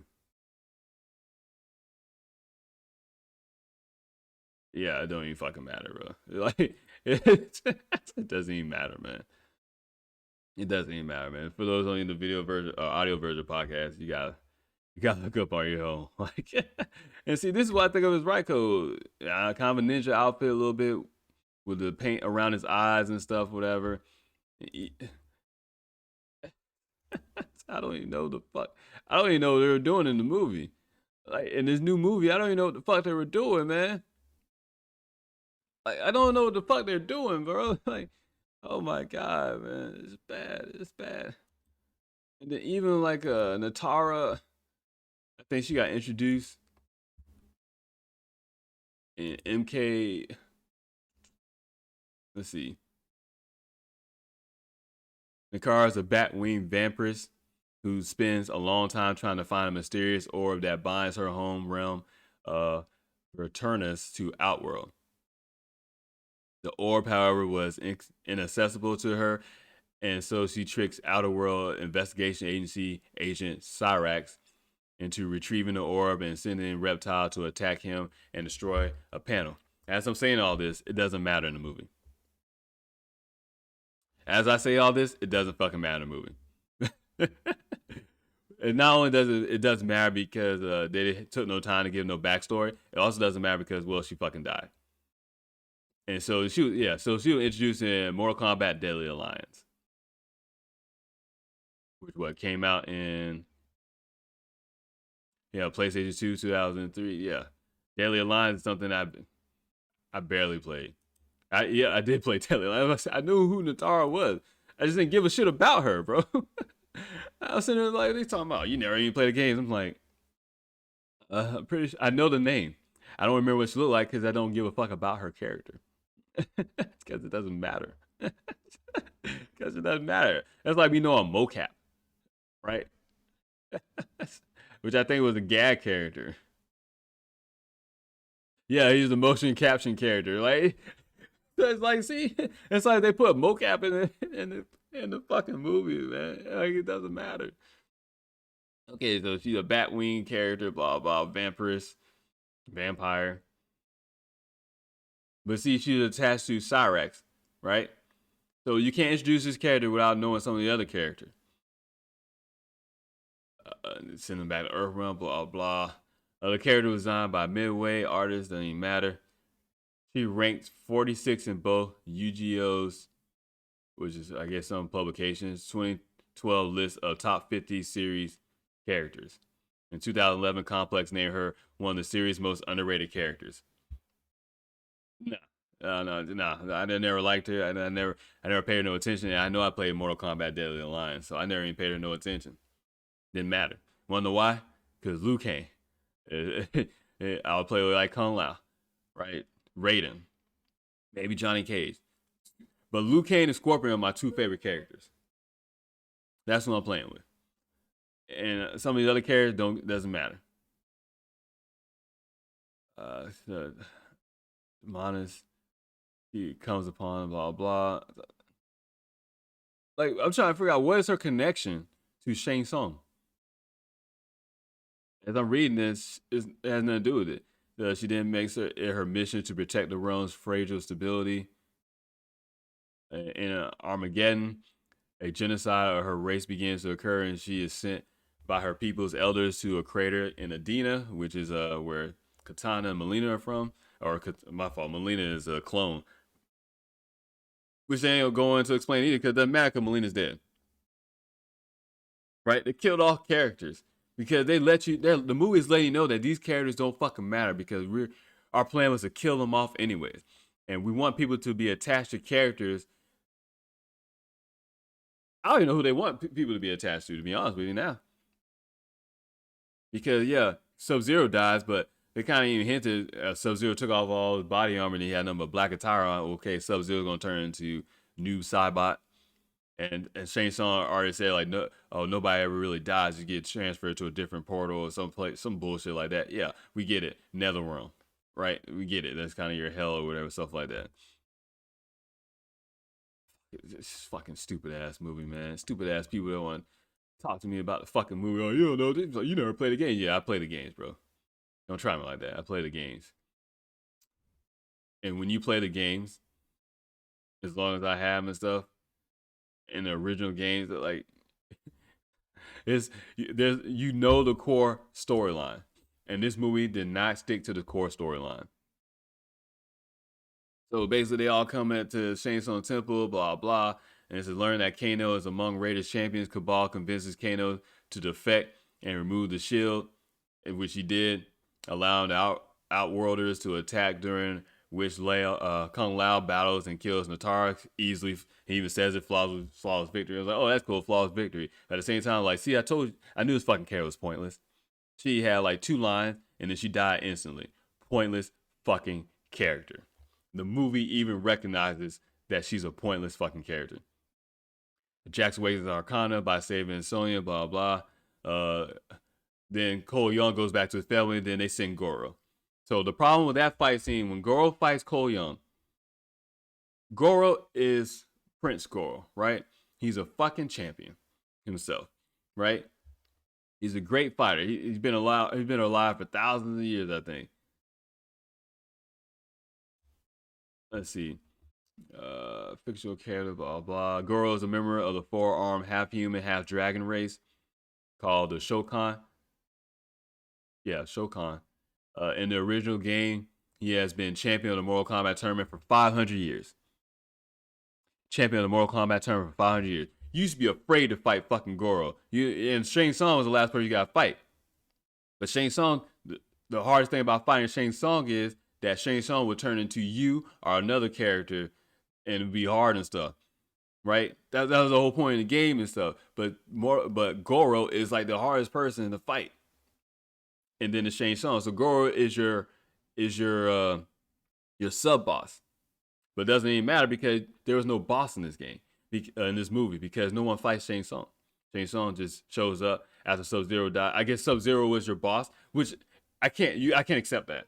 Sub-Zero is not a boss. He's not a boss battle. He's not a sub-boss battle, right? Sub-Zero is just a tough opponent, but he's not a boss. He's not a sub-boss battle. Because this movie is based on a video game. So I need to feel like I'm playing something like a video game. Because, you know what? Scratch that. The movie is based on a fucking tournament. There was no tournament style taking place. It was just a free-for-all. I mean, they were double teaming people and stuff like that. Like, no, bro, it's not Mortal Kombat. Mortal Kombat is Mortal Kombat, one-on-one. Mano y mano. Yet it wasn't like that. It wasn't like that. And so Goro is this tough opponent, right? Yet Cole, who has been getting his ass beat literally all throughout the movie, all of a sudden unlocks his literal plot armor, which I think is funny. He literally locks his plot armor because his special skill, all of a sudden he gets his suit of armor or something on his skin, built over his skin and stuff, and then all of a sudden he can manifest these sharp weapon blades or something like that too. Like, what the fuck, bro? Well, that don't even make sense. His power don't even make sense. But all of a sudden he gets it because, you know, Sub-Zero is threatening his family. They think at one time, Cole's wife, girlfriend, whatever, hits Sub-Zero's Goro hits Goro into the side with an axe or something like that, and he throws her aside and blah blah. I'm like, come on, bro. This is Mortal Kombat. Why is a white coming up here with an axe to hit Goro? This ain't no mon. And all of a sudden, for that, so the whole fight scene felt like a monster movie, right? I think I heard Angry Joe show when they were doing the review. It's kind of, I think one of them said something like that. Yeah, but it made a good point because it really felt like this was a monster movie right now when Cole was fighting Goro, and all of a sudden Cole gets his power, and all of a sudden he can beat Goro. Goro is a tough opponent. You have to find some way to beat him. In the original movie, Johnny Cage used his brain to outwit Goro and stuff.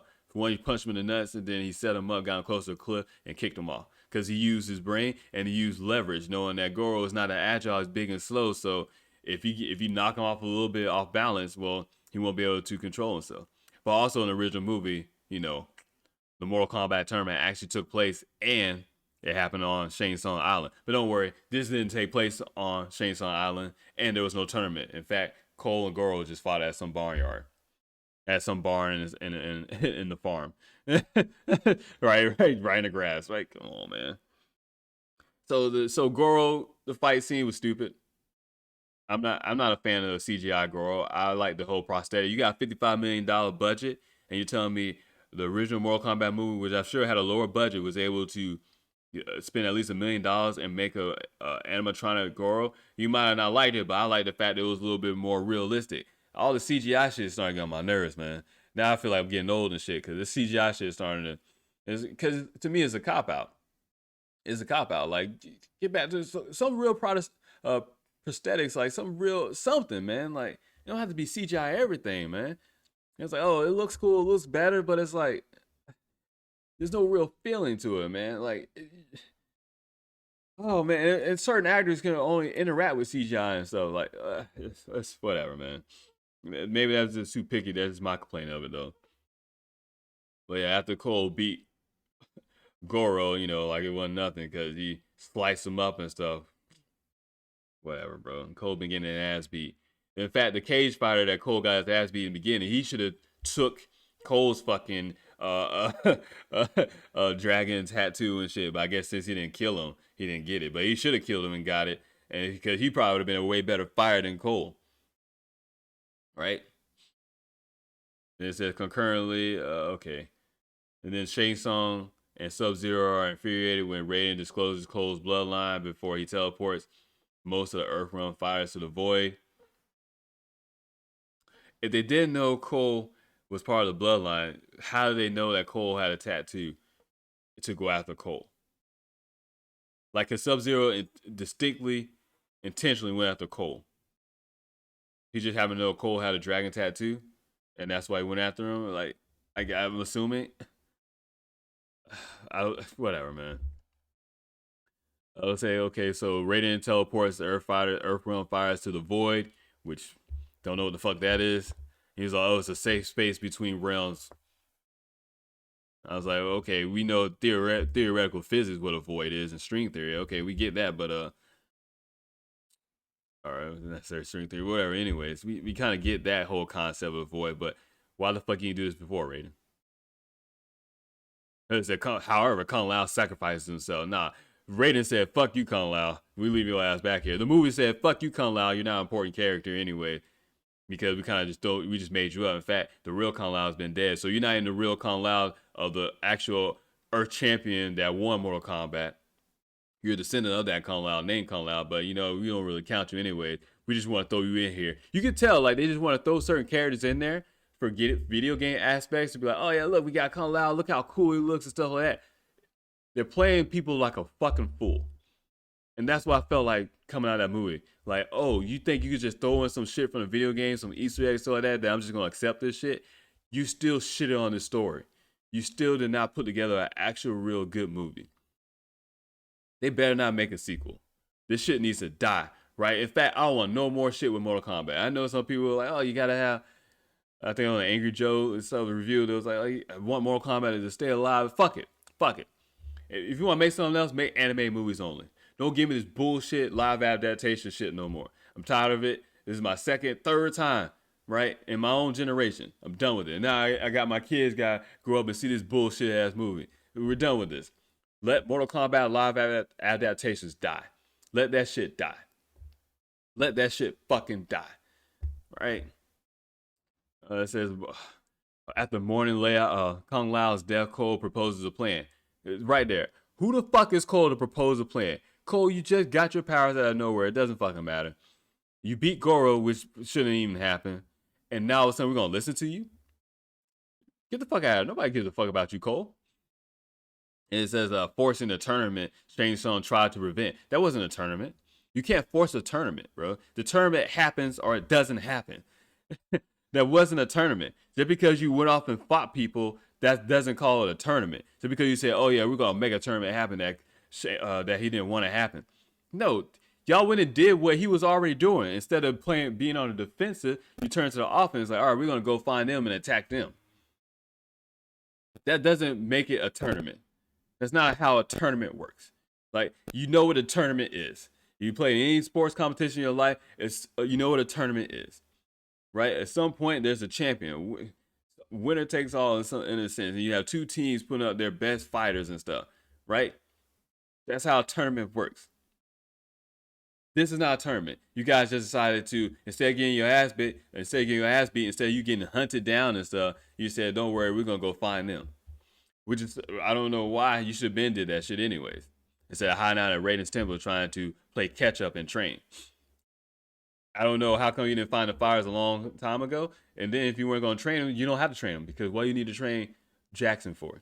What do you need to train Sonya for? What do you need to train Liu Kang for? Oh, that's all. You need to help them unlock their powers. Get the fuck out of here, man. It's bad writing, man. It's lazy writing. It's bad writing. It's either intentional or unintentional. It's probably, like I always say, it's a combination of both. Oh, Raiden agrees, even though Raiden should have been the one coming with the fucking plan. Raiden was fucking useless. Raiden was literally useless. All he did was teleport people around and shit. Thank you, Raiden. Thank you for teleporting people after the fact. Thank you, Raiden. Raiden didn't bring the fires together.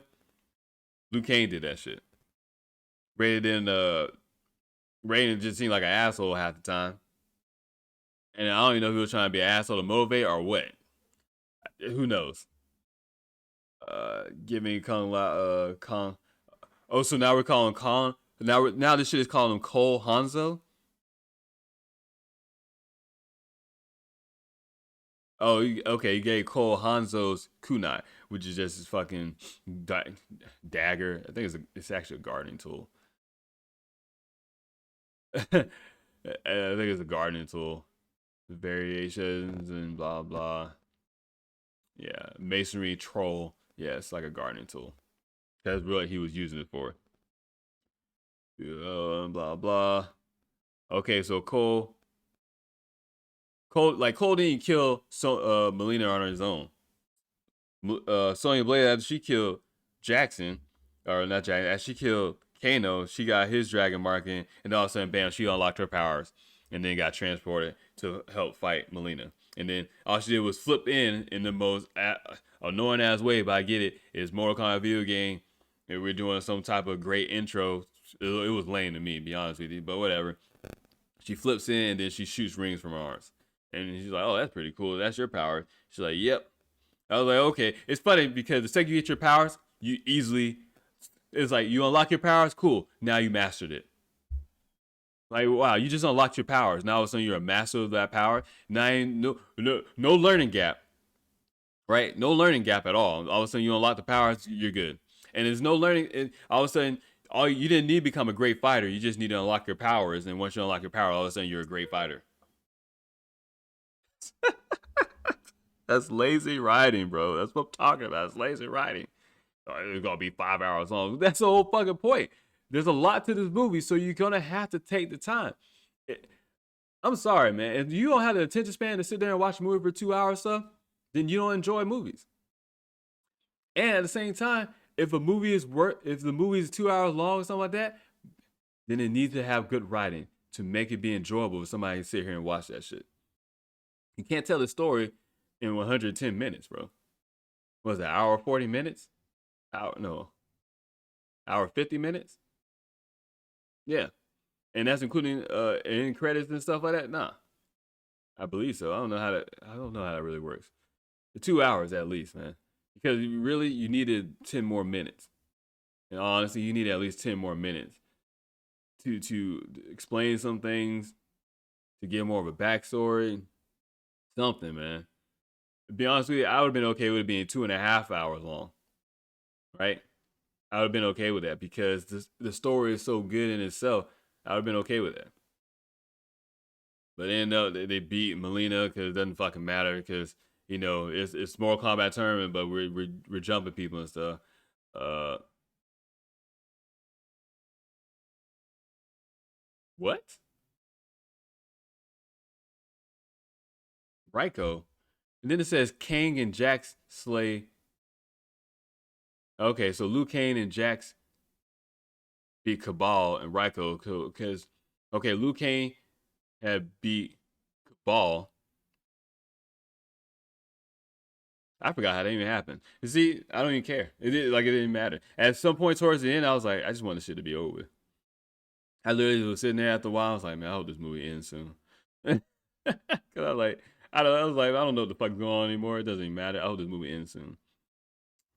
So yeah, Liu Kang took on Cabal, which he was getting his ass beat for a while. Then I think he beat him. I forget how he beat him. Oh yeah, that's right. He made the shit he made the fire dragon, and then it beat him, whatever. Cabal actually seemed very similar from the video games like that, but I felt like he was there way too early in the story. Raiko, Cabal, Melina, Natara, they were all there. They were villains that were there way too early in the story. I mean, that's why I didn't go into their backstory because you can't go into their backstory because their backstory does not fit in with the Mortal Kombat mythology. It does not fit in with the lore of Mortal Kombat.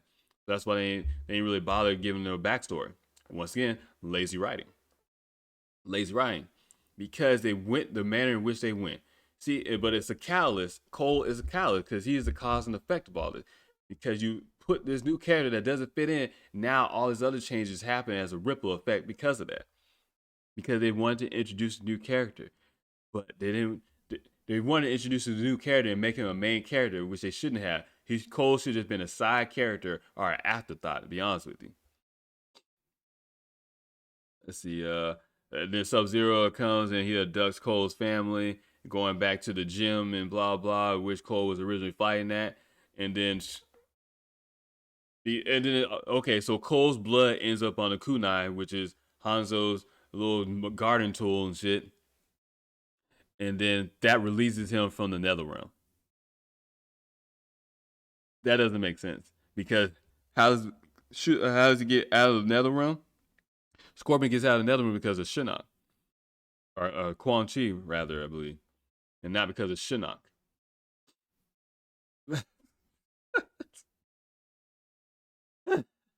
Like let's check out the original Scorpion. Let's see. Scorpion is the alias of Hanzo Asachi, forming one of the finest warriors of the Japanese the Shirai Ryu ninja clan, until slain by Bihan, a member of the Chinese Bravo clan. Blah blah. We know that. Scorpion became a specter residing in hell, later called the Netherrealm, and sought vengeance against those responsible for the destruction of his clan and the murder of his family, including his wife Harami and his son Satoshi. So there was no fucking daughter in the original context and the original story of Scorpion. There was none of that shit, right? There was none of that shit. Look, even this picture, MK11 Scorpion looks better, bro.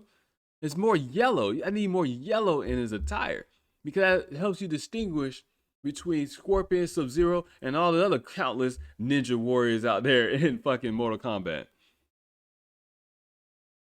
See, look, and then it says, although essentially neutral in alliance, Scorpion joins forces with anyone who can assist in his plans of revenge. See, he's driven by revenge. He don't give a shit about anything else. He was once manipulated by a sorcerer Quan Chi, who he promised his life to in exchange for his impressive combat abilities in order to defeat Sub-Zero. Oh my god, Warner Brothers made Scorpion's Revenge off the same plotline. You can't have Scorpion without Quan Chi. He can't get out of NetherRealm without Quan Chi. Yet, In this movie, they said, fuck all that, doesn't matter. Source material doesn't matter. This is what you get. This is what you get. Fucking stupid ass movie, man. Recognizing Cole as his descendant out of nowhere, who cares? Scorpion helps him overpower Sub-Zero and free Cole's family. During that time, Scorpion does the famous get over here shit, which is great. Of course, right? Oh, that's so awesome. And it looked like they made it a little bit louder than how it was in the trailer. I like that. But it's one of those little tidbits like, oh yeah, we're throwing this in here, but once again, it doesn't matter. It doesn't matter. Doesn't matter. Doesn't matter. And then and frees Cole's family from immolating and the Sub-Zero. He did a finishing move by burning Sub-Zero with Hellfire. Obviously, his face didn't turn into a skull, but it was still cool. I like that part. Let's see. Once again, you're not gonna throw these little shit in there from the video game and make me be like, oh man, this is so great. I'm not that person. Some people might be like that. That's not me. I need you to stick to the story, because when you don't stick to the story and you create some create some so-called original or unoriginal, some new spin on the original stuff. No, this is not a spin on anything. This is bad writing. It's lazy writing. It's bad writing. It's bad writing because the game is still relevant as of now, right? Mortal Kombat 11 is still getting update to characters and stuff. Still having DLC. If I watch this movie and I never played video games before, and all of a sudden I'm like, oh shit, you know what I want to do? I want to go play Mortal Kombat. Oh man, say I like Cole as a character. I want to go play Cole. You go turn on Mortal Kombat and you're like, well, where's Cole at? I just see him in the movie. Where's he at? So why create a new character that's not even in the fucking video games? And even if he comes in after the fact, it's too late. Because he needed to be a DLC right now in the video games when this movie came out. So even if you have attachment to Cole and you want to fight him in the video games, you can't. And so that's the thing. If you're watching something for the first time and you want to get a little bit of backstory, you can't go get any backstory because this shit, you're gonna get more pissed off about the movie because it doesn't explain anything and it doesn't really take from the original source material. So now what? You don't isolate your hardcore fan base. You don't isolate even your average fan base in a sense, and then even your newcomers, you don't isolate them because they have no attachment to none of the shit because the only attachment they have to it is the movie because the video games is not even the same.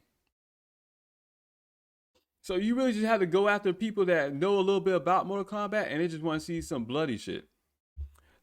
Which to me is you're dumbing down the mythology. And that's what I felt like this whole movie was. I feel like this movie was trying to dumb down the audience. Like you give me a dumbed down version of something in Mortal Kombat. Even though you want to ignore its complex history. It's a dumbed down version of Mortal Kombat. I took offense to that. That's disrespectful. It's disrespectful to all the characters, all the creators, all the fans of the original content, the fans of the current stuff, the current creators of the storylines and the reboot Mortal Kombat, MK9 and stuff like that. Like you just dumb down all that shit and say, oh, look at this. It is not, just because you go in a different direction does not make it creative and original. You can't be original about something that's already been in existence for decades. All you can do is kind of have a modern spin on it. And I already told you how you can have a modern spin on it. Have Johnny Cage be a cage fighter. Oh my God, that literally is in his name. Like how easy of a setup is that to modernize him? That's so easy. But after they beat Raiden, Scorpion departs as Raiden and the other champions arrive, blah, blah. Shang Tsung also arrives vowing revenge as he sends his champions courses back to Outworld before Raiden banishes him. It's fun because he didn't have to leave because no Mortal Kombat tournament took place. He really just kind of left. Right? He really just kind of left. No Mortal Kombat tournament took place. So no Mortal Kombat tournament took place. Nothing happened. But Shang Tsung was like, oh, don't worry. I'll be back with my armies. Well, it's not your armies. It's Shao Kahn armies. And yet we don't know where Shao Kahn is at. Because Shao Kahn, I don't even think it's mentioned in this movie. I don't even know Shao Kahn was even an Easter egg somewhere. I think he might have been, but like, oh my gosh, it's a bad movie, bro. It's a bad movie, man. The more I think about it, like, First, I was like, oh, maybe 7 because of the fight scenes and stuff. But the fight scenes also it cannot overcome this plot and the storyline. 6, nah. 5, 5.5, something like that. Like, it's not worse than Annihilation, but it's like a slightly step above Annihilation. And at least Annihilation problem is they try to introduce all the fucking characters they could think of, without no real introduction to the story or anything. And it says Raiden then declares he is creating a new list of warriors. So what are they going to introduce? Is it going to be Mortal Kombat 12? Maybe Cole will come out in Mortal Kombat 12. Maybe that's what they're trying to do. Set up Cole for Mortal Kombat 12. I guess so. Although if you're going to create a new list of warriors, then you probably should have brought in Cole. Oh, my bad. A new list of warriors is Johnny Cage. So Johnny Cage is a new list of warriors, even though Johnny Cage is the original fighter. But don't worry, that's a creative spin they put on it. That's so creative. That's so creative. It's fucking stupid movie, man. It's a bad movie, bro. It's a bad movie. It says critical response, 55% out of 128 reviews are positive on Rotten Tomatoes, with an average 5.6 out of 10. The site critics consensus reads largely for fans of the source material. No, it's not. It's not fans for source material. Like it's not for the fans of the source material at all, man. Because if it's fans for the source material, they'll be pissed off like I am. It's not fair. I was talking to my friend about it. And she had the same response. She was even more pissed off than I was. She's like, you got fucking kidding me. Like, this is bullshit. Why they keep doing this in our fucking movies? Why they keep doing this in our childhood, bro? This is like, we was making a comparison. It's just like when they did the whole Dragon Ball movie. And it was like, what the fuck is this, bro? It's not Piccolo. It's not Master Roshi. It's not even fucking Goku. When they try to do a live adaptation of Dragon Ball, I felt the exact same way when I watched that shit and as I watched this movie. I'm like, what the fuck did I just watch, bro? That's not the shit. You're doing a live adaptation of a video game. You cannot be original. What we want to do is just see real humans acting out the shit that's in the video game. We're going from 2-dimensional to authentic 3-dimensional humans. That's it, bro. You don't need to fucking recreate anything. Nobody actually recreate shit. Those like, they doing a modern. It's just fake. Those are fake people, man. They're fake fans. They're not real. They're not true to the genre. They're not true to themselves, really, to be honest. Because you would be pissed off by that. Well, I guess I'm an old head or something like that. Some stupid shit like that. The material, but far from fatality or fatal flawed. Mortal Kombat reviews or revise the franchise in an appropriately violent fashion. No, it doesn't, man. Scorpion's Revenge is more violent than that. Well, I guess it's anime, so whatever. Metacritic assigned the film a weighted average score of 44 out of 100, based on 36 critics, indicating mixed or average reviews. And I was indifferent about this movie because I like the fight scenes. I like the little tidbits they throw in, but I'm not going to allow them to dumb me down and just be like, oh, yeah, that was great because you threw in that shit. No, bro. We asked for a real adaptation of the movie and stuff, live adaptation. Something. All we wanted was the original Mortal Kombat movie, but with more violence. Not we. All I wanted, right? I'm gonna stick to myself. I heard other people say and read other comments stuff, but no. So me as my own fan, all I wanted was the original Mortal Kombat storyline. And the original Mortal Kombat, not even the original Mortal Kombat movie, because even that one's kind of straight away from some of the storyline stuff like that, and some other things, whatever. Because it had random ass characters that only fit into Mortal Kombat, like the one bald headed dude, dark skinned dude that was with them and stuff like that. Like, I get why they had him and stuff, but like, yeah, that was an obscure character because he didn't even exist in Mortal Kombat, kind of like Cole Young. In fact, that's exactly how Cole Young should have been. That's exactly who Cole Young should have been. Just how that one bald-headed, dark-skinned dude in the original Mortal Kombat who fought against Goro and died, and they kind of befriended him and stuff, and that pissed off Johnny Cage. That's who Cole Young should have been in this movie. That's who Cole Young should have been in this movie. An obscure character that has no real attachment, nothing like that, but kind of there just to be that regular person or whatever. And he could have asked some questions and stuff, whatever. You want to be that point of view character, even though Johnny Cage and Sonya Blade and Jackson are already that. It's so stupid, man. It says audience poll by CinemaScore gave the film an average of B+ on B plus.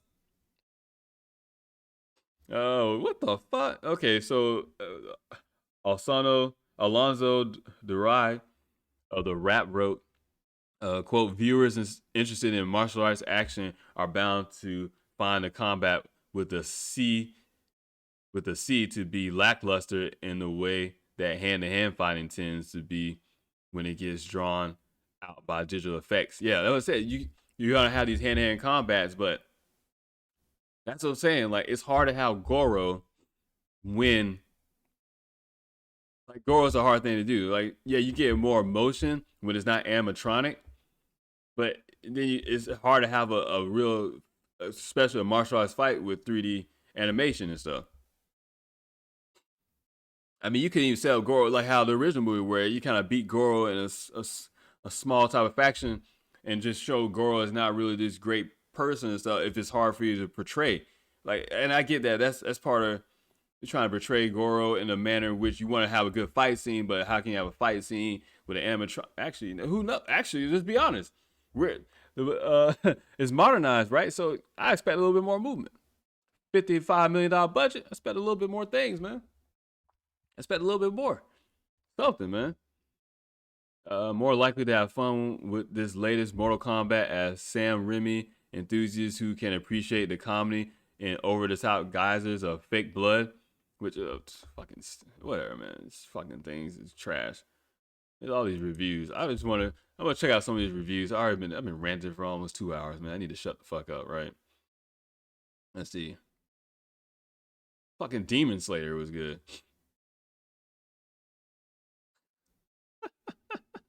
How the Mortal Kombat reboot made his fatalities gnarlier than ever. But they didn't have no fatalities to begin with. Let's see what Rotten Tomatoes says.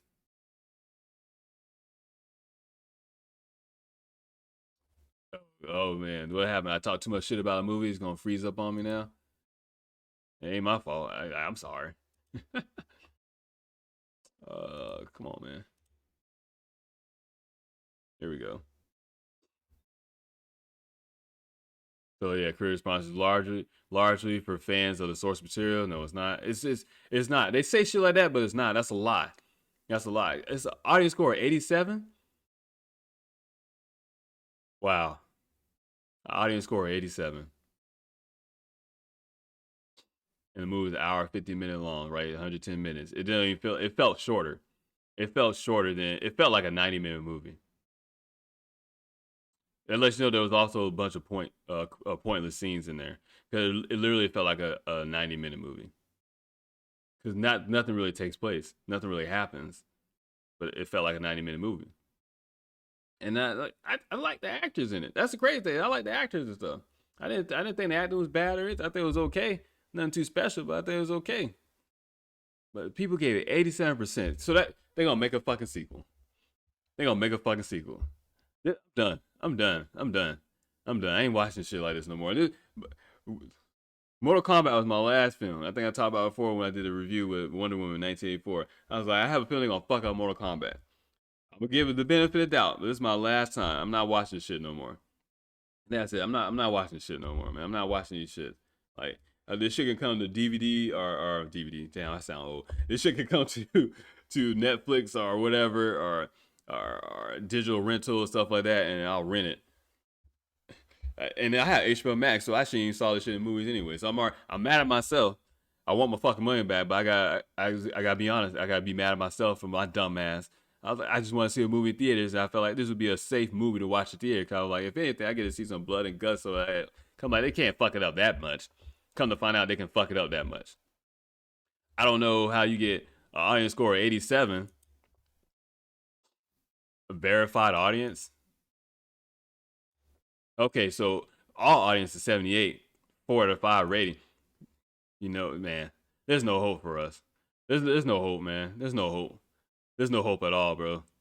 There's no hope, man. There's no hope. Like, if regular people gave this such a high rating, what the fuck? What are y'all watching, man? Maybe I'm too critical. Maybe I'm too critical. The top critics gave it a 37% rating. Maybe I'm too critical. Maybe it's just me. Maybe I'm too much of an asshole. But I'm sorry, that shit wasn't that good, bro. It was okay at best. It was like a C level movie at best. C plus. I don't even want to rewatch it. Like, look at this shit. Like, look at this shit. That to me, that does not look like no fucking scorpion. That does not look like no scorpion, man. That doesn't look like no real hellfire, nothing. Like that. I don't like it. I don't like the color of it. The movie reboot will satisfy fans looking for gory cinematic battles, not those hoping for a deep dive into the game series' rich history. Oh my god, CNET got something right. You gotta be fucking kidding me. I can't believe CNET actually got that right. Get the fuck out of here. Thank you. Glory. All the characters are pointless. You feel no attachment to the characters, even the original content characters. You feel no attachment to. You don't give a fuck about them. The characters mean nothing at all. It doesn't matter. Those characters don't matter. It doesn't fucking matter. It says Mortal Kombat is all about awesome fights, gory fatalities, and a colorful cast of characters and rich lore. The mythology behind Mortal Kombat is what gets you excited about it. The game series has hit all those elements beautifully for nearly 3 decades, but movie adaptations have ranged from deliciously cheesy to truly atrocious. So you have you directed this one, blah blah. As it goes into some of the plot as it talks about it. It says it is unlikely to be seen this movie with at least a grounding in Mortal Kombat history, but the video game has a fun backstory. Original plans was to create a fighting game based on the action star of Jean-Claude Van Damme. Okay, blah blah. You figure it out on your own. So we're up to Mortal Kombat 11. And it's still banned. It still gets banned someplace in some countries. Huh. What else did they say? It says this reboot isn't quite the flawless victory fans were hoping for, but it's an encouraging way to kick off a new era of the Mortal Kombat movies. No, it's not. It's not. And you know, and that's what kills me. Be a real critic, bro. Be a real critic. This shit didn't do it for me. It says McCoy, which is the director, movie is by far the best live action cinematic Mortal Kombat adaptation. What? It's the best? This movie is by far the best live adaptation. No, the fuck is not. We've ever seen. How you gonna? I just sat here and tried to give props to him, but I should have known. I should have known. These fucking fake ass journalists. I should have known. I should have known, man. Get the fuck out of here. It doesn't make enough use of his characters or trap into the lore nearly enough. Hopefully, a sequel will draw more from that incredible story, but nails the fights and fatalities. Shao Kahn himself would be proud. Here's the thing. Shao Kahn is not even in the fucking game. So I don't just sit there. Shao Kahn himself would be proud. It doesn't fucking matter. Shao Kahn, I don't know if he's gonna exist in the future games. Doesn't matter. He's not. I don't even think he's mentioned. And if he's a little Easter egg, he shouldn't be an Easter egg because he's key to it. In the first movie, what happens at the end? Shao Kahn shows up because Shang Tsung is dead. Shao Kahn shows up. It's like, I'm coming for you, you know, whatever and shit like that. I'm gonna take over. Fuck this movie, man. Fuck this movie. Fuck this movie. Fuck this movie. Fuck the people that are like, oh, these stupid critics are like, oh, this is so great. You know, it really wasn't that bad. This is one of the best by far. No, it's not. This still don't beat the original. This does not beat the original. This does not top the original. Nothing. Nothing. Nothing. I'm still hesitant. I'm like, you know, maybe I should go back and watch it again. I feel like if I go back and watch it again, I'll be even more pissed off. Because this how it doesn't even stick to the story, the original script, the original content, none of that shit, man. Man, I mean, you know what? I done ranted for enough. That's my thoughts on it. Whatever, blah. Fuck it, man. Fuck this movie. Fuck this movie. I know they're gonna make a sequel. Because it's just a cash grab. I know they're gonna make a sequel. I'm trying to think. Why I even watch the sequel just to do a review on it? I don't even fucking know. I don't even fucking know, man. Fuck this movie. Fuck Mortal Kombat 2021. It's not a good fucking movie. It's like a 5-6 movie at best.